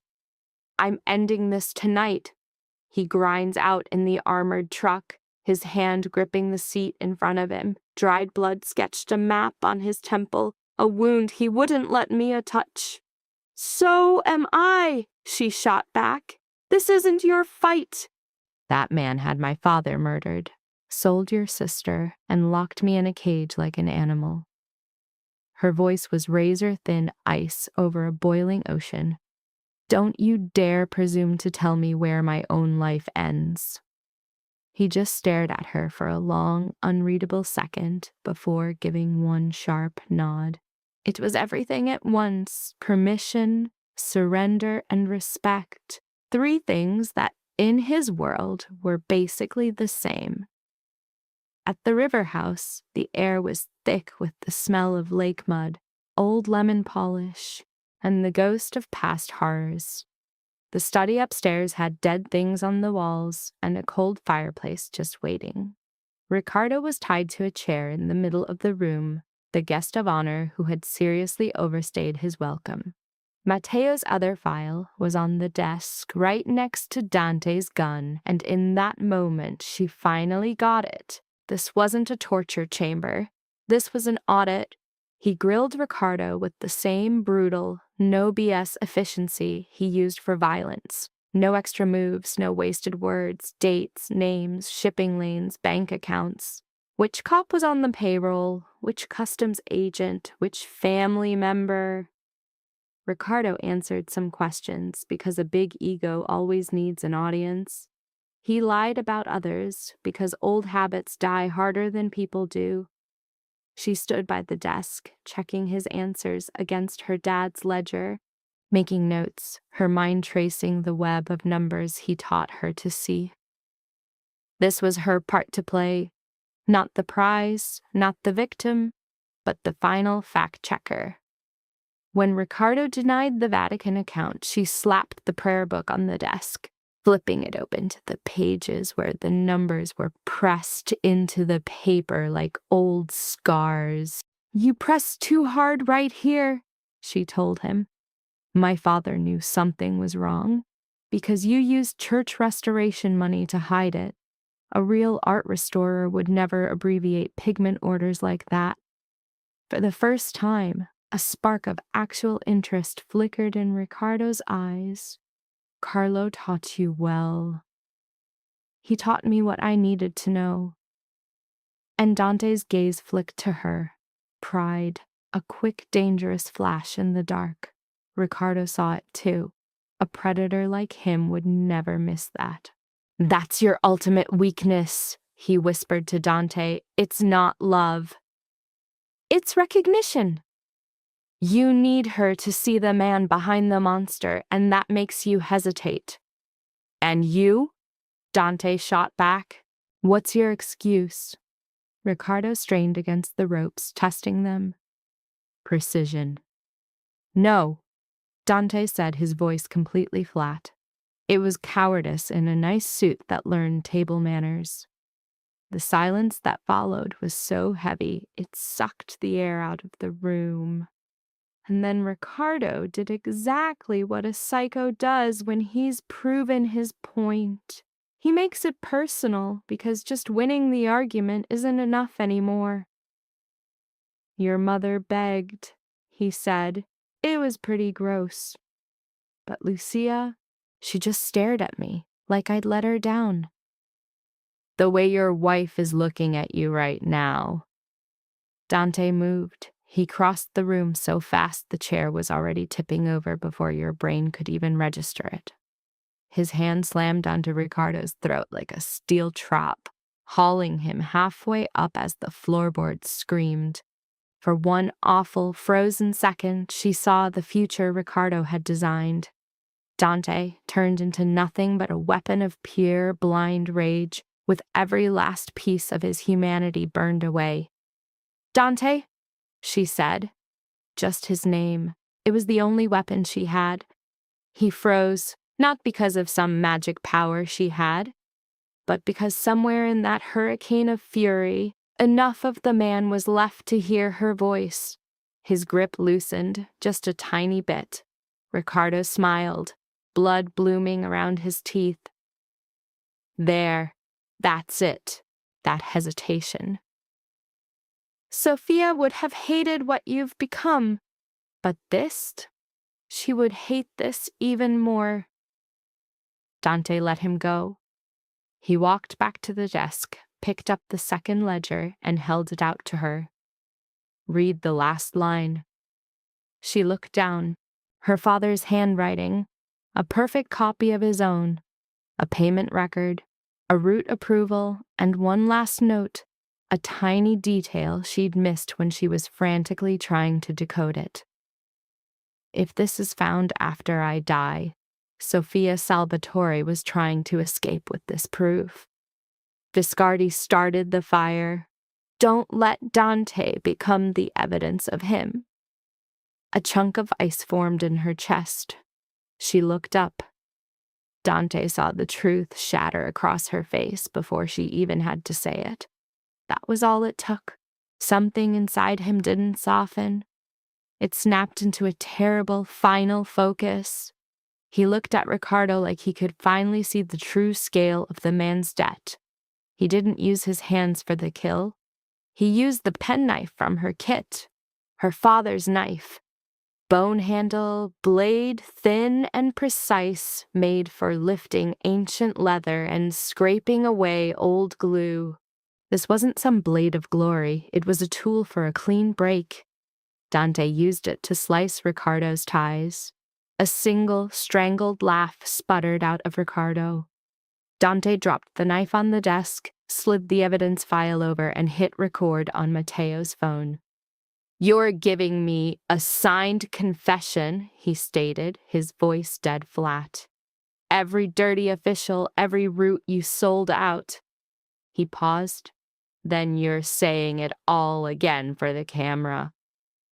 Ricardo's face was a blank slate. "And if I say no, then you get a bullet in your mouth and I leak the ledgers anyway." And just like that, all the man's swagger just deflated. The whole shakedown took 11 minutes. He signed, clinging to the old gangster belief that the underworld would rather bury a scandal than face facts. He talked because Dante listed one by one which of his offshore accounts had already been vaporized and which of his mistresses were now on a federal watch list. A perfectly symmetrical threat, a mirror image of logic.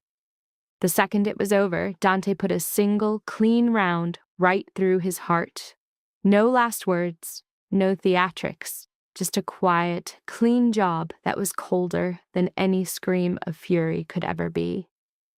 Ricardo crumpled to the floor, and that was it. She made herself watch. It was a conscious decision. Later, with the body gone and the file copied and sent to 3 rival crews who'd make sure it got everywhere, they were alone. Dawn was starting to crack through the study windows. "He made you into something else," she said.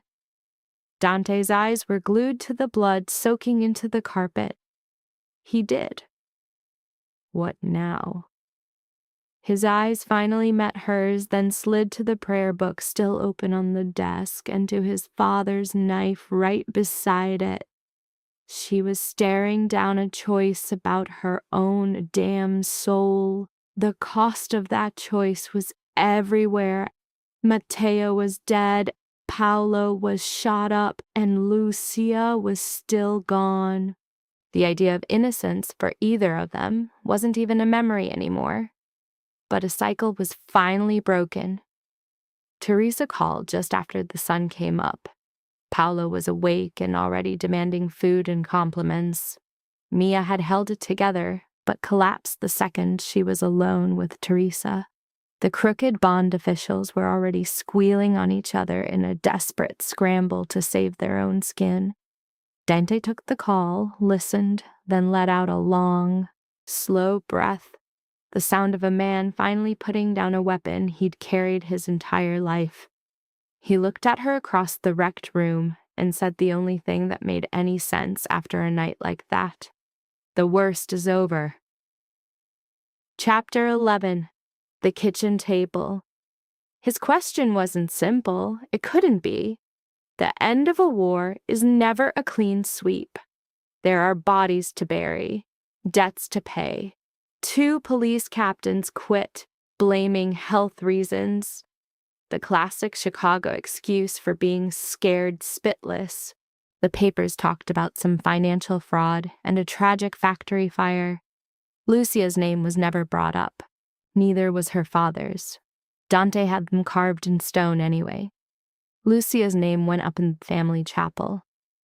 Carlo Bellini's was put in the side garden of St. Cecilia's, in a corner where paper flowers from forgotten funerals always piled up against the fence. Paolo treated his own survival as a personal win against death itself. "I had a near-death experience," he announced 3 weeks later, sitting in the newly fixed-up Salvatore house kitchen. "If Mia continues to reject me, I may be forced to cultivate a personality." Mia scoffed from the stove. "Start with your medication." Teresa tapped his shoulder with a spoon. "And stop flexing at the soup." "I am not flexing. This is grief manifesting as my pectoral muscles." She laughed so hard she had to bend over the table. "This, you figure, is how healing actually starts. Not in some quiet moment, but with total absurdity reclaiming the ground that trauma blew up. She hadn't gone back to Dante's bedroom. This seemed to shock everyone but Teresa, who was wise enough to pretend she hadn't noticed. They existed in the house under a quiet, deliberate truce, while she kept her own suite in the East Wing, with a private workshop by the library. In that room, the morning sun drew clean lines across the conservation table Dante had built for her out of reclaimed walnut and steel. He did it without her asking. She called it an act of tyranny. He shot back that the drawers were lined with suede to cushion her beautiful suffering. They were learning to read each other in these little moves now. The way he only drank coffee after sunrise, and only if she made it. The way her speech sped up when she was scared, and her deep silence after the damage was already done. You noticed the way his hand would hang in the air right behind her back, a gesture stuck in limbo, promising to be close without ever making contact, or how certain sounds could still rip her out of her sleep. And on the nights she chose the chapel garden over her bed, he never pretended not to know. The rosary had become a silent language between them, a code that needed no explanation. He might be holding it during meetings, the beads clicking against his knuckles, an echo of the sound she first heard outside his study, armed with nothing but a tray and a sliver of hope. Other times, if he saw her staring too long at a scorched book, he'd just put some beads beside her lamp and vanish, a quiet offer of borrowed strength. One rainy afternoon, Paolo limped into her workshop, the limp, pure theater, carrying a bakery box like a spy with state secrets. I bring cannoli and intelligence. Which is more dependable? The cannoli, I'm guessing. He sat down, uninvited, his voice dropping to a whisper. You're aware he's kept the ring in his desk this entire time, correct? Her hand froze right over the page she was vixing. What ring? Paolo's stare didn't budge. Elena. He let out a long, dramatic sigh. If I'm forced to narrate the plot of your own tragedy, I will be invoicing you. A wave of heat crept up her neck. You're insufferable, but accurate. He leaned in. Also, if you shatter his heart at this stage, Mia has informed me that while she champions both women's rights and women's wrongs, I'll be managing the fallout, so, strategize accordingly. She threw a wadded piece of tissue at him. He caught it like it was a bullet, his face a mask of wounded pride. Later, Dante found her in the dim kitchen light. A kid's prayer book lay in pieces in front of her. Teresa had found it in storage, its edges blackened and brittle from the chapel fire. Pages were fused together by smoke. Outside, rain was carving long, crying streaks down the windows. The smell of garlic and basil, the ghosts of Teresa's cooking, gave the room a fragile, human warmth. He put 2 cups of tea on the table, the sound a whisper against the wood, and paused for just a beat too long, a guy silently running his big line. Paolo has spoken to you. It is his pattern. About the ring. She looked up from the burnt page. He didn't sidestep it. She'd learned his honesty came faster now, that cruelty was no longer his go-to weapon. Not with less pain, just more speed. Yes, was her only answer. His hand went into his pocket and came back out, setting the ring on the table. It sat between them, her wedding band, a plain gold circle. Its tiny size was a crazy contrast to the sheer amount of destruction it had survived. I kept it, he said. I know it should have been presented the moment you returned. A just assessment, a single sharp nod. He gave her the point, then took the chair across from her. His forearms rested on the scarred wood. A table that held the history of Teresa's flower, Paolo's misery, and the place where she had, against all logic, built a life. "This will not be a storybook ending," he said, his voice quiet. A smile almost formed on her lips. "Good. I have never excelled at playing the princess."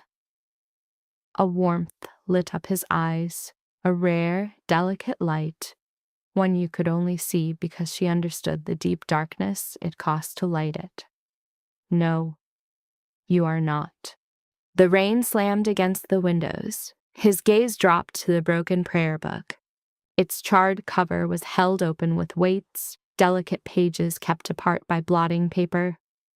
"So you're saving it," he said. It wasn't a question. "I'm stabilizing it," she shot back. "Saving comes way later." "Is there a difference?" "Yeah." Her tool smoothed out a warped page. "Stabilizing means it doesn't get worse on my watch.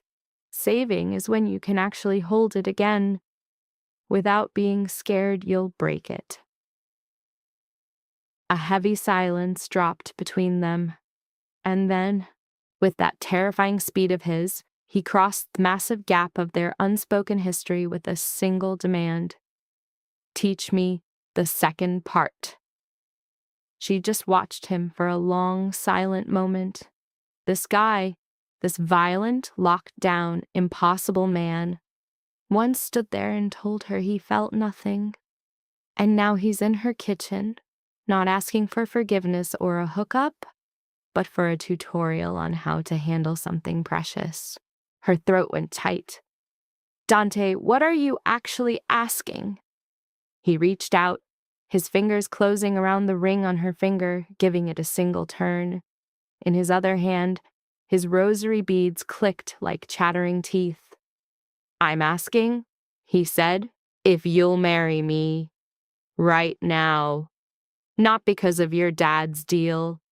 Not for the protection that comes with my name, but because I've done the math on what it would cost to lose you, little saint.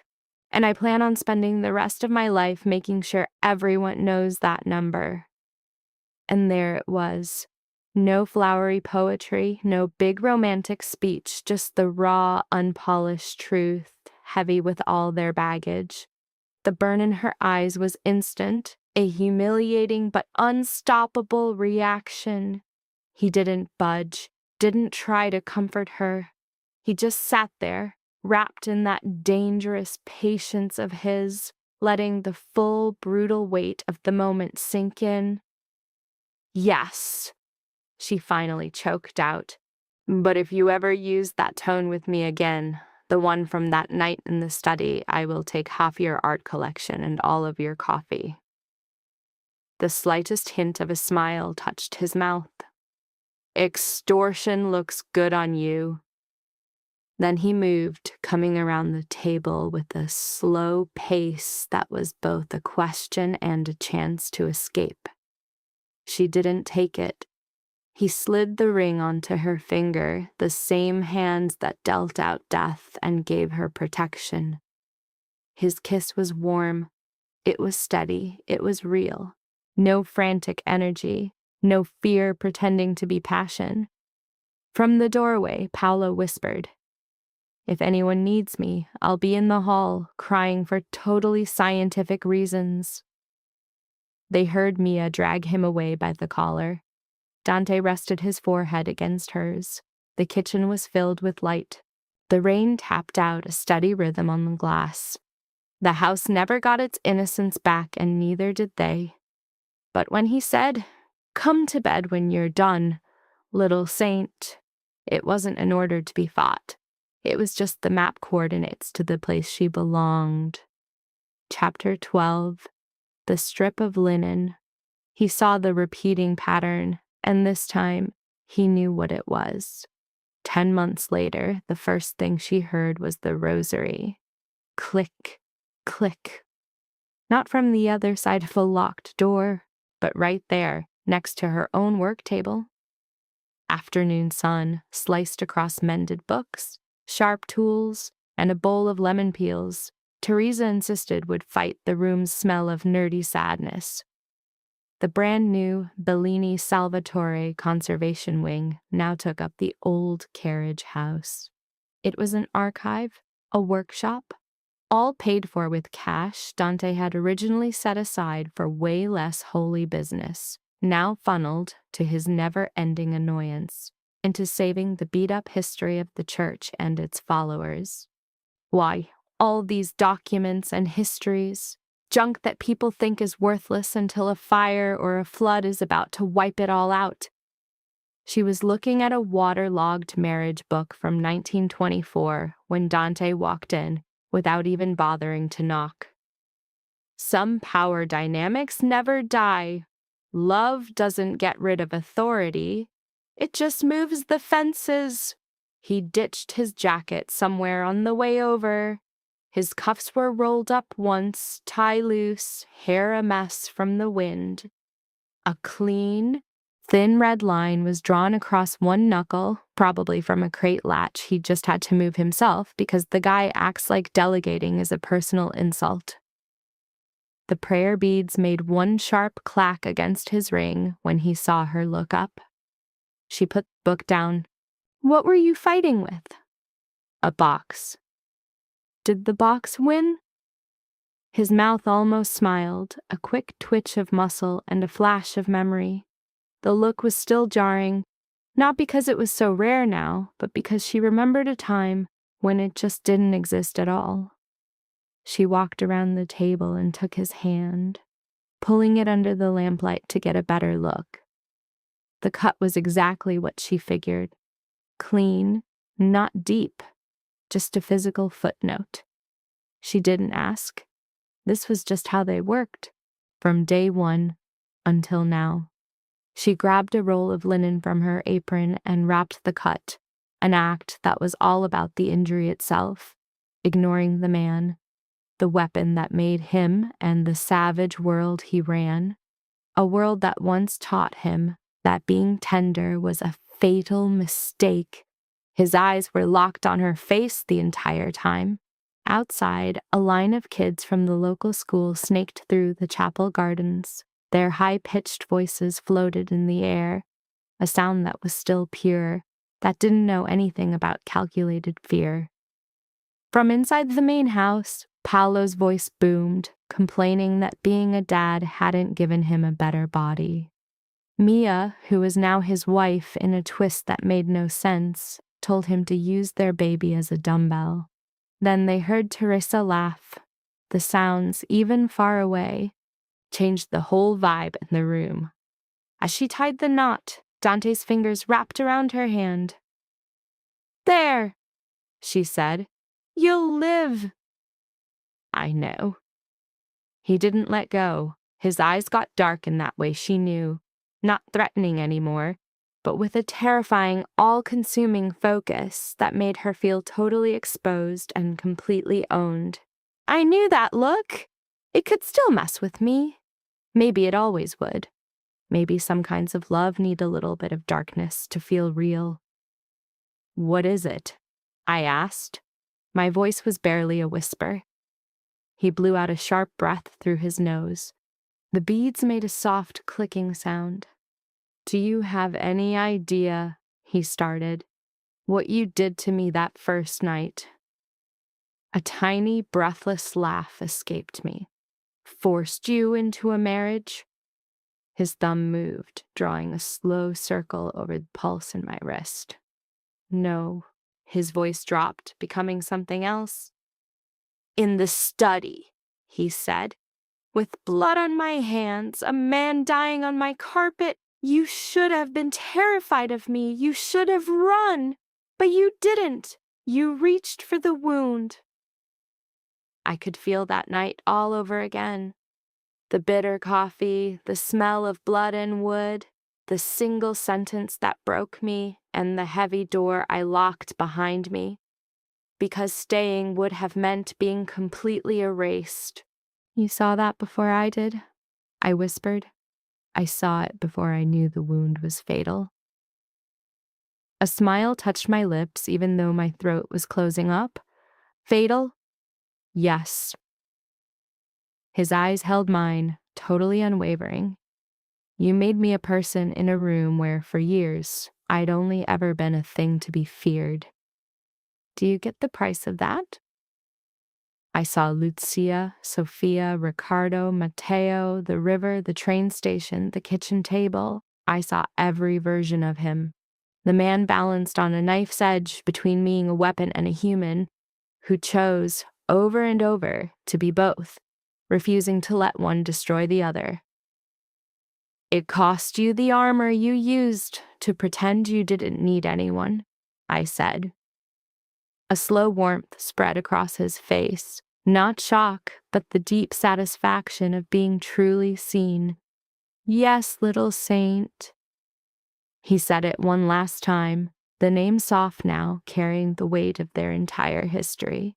He lifted my hand and pressed his lips to the linen dust on my knuckles. Then he pulled the rosary out of his pocket and laid it on the table between us. Black beads on light wood,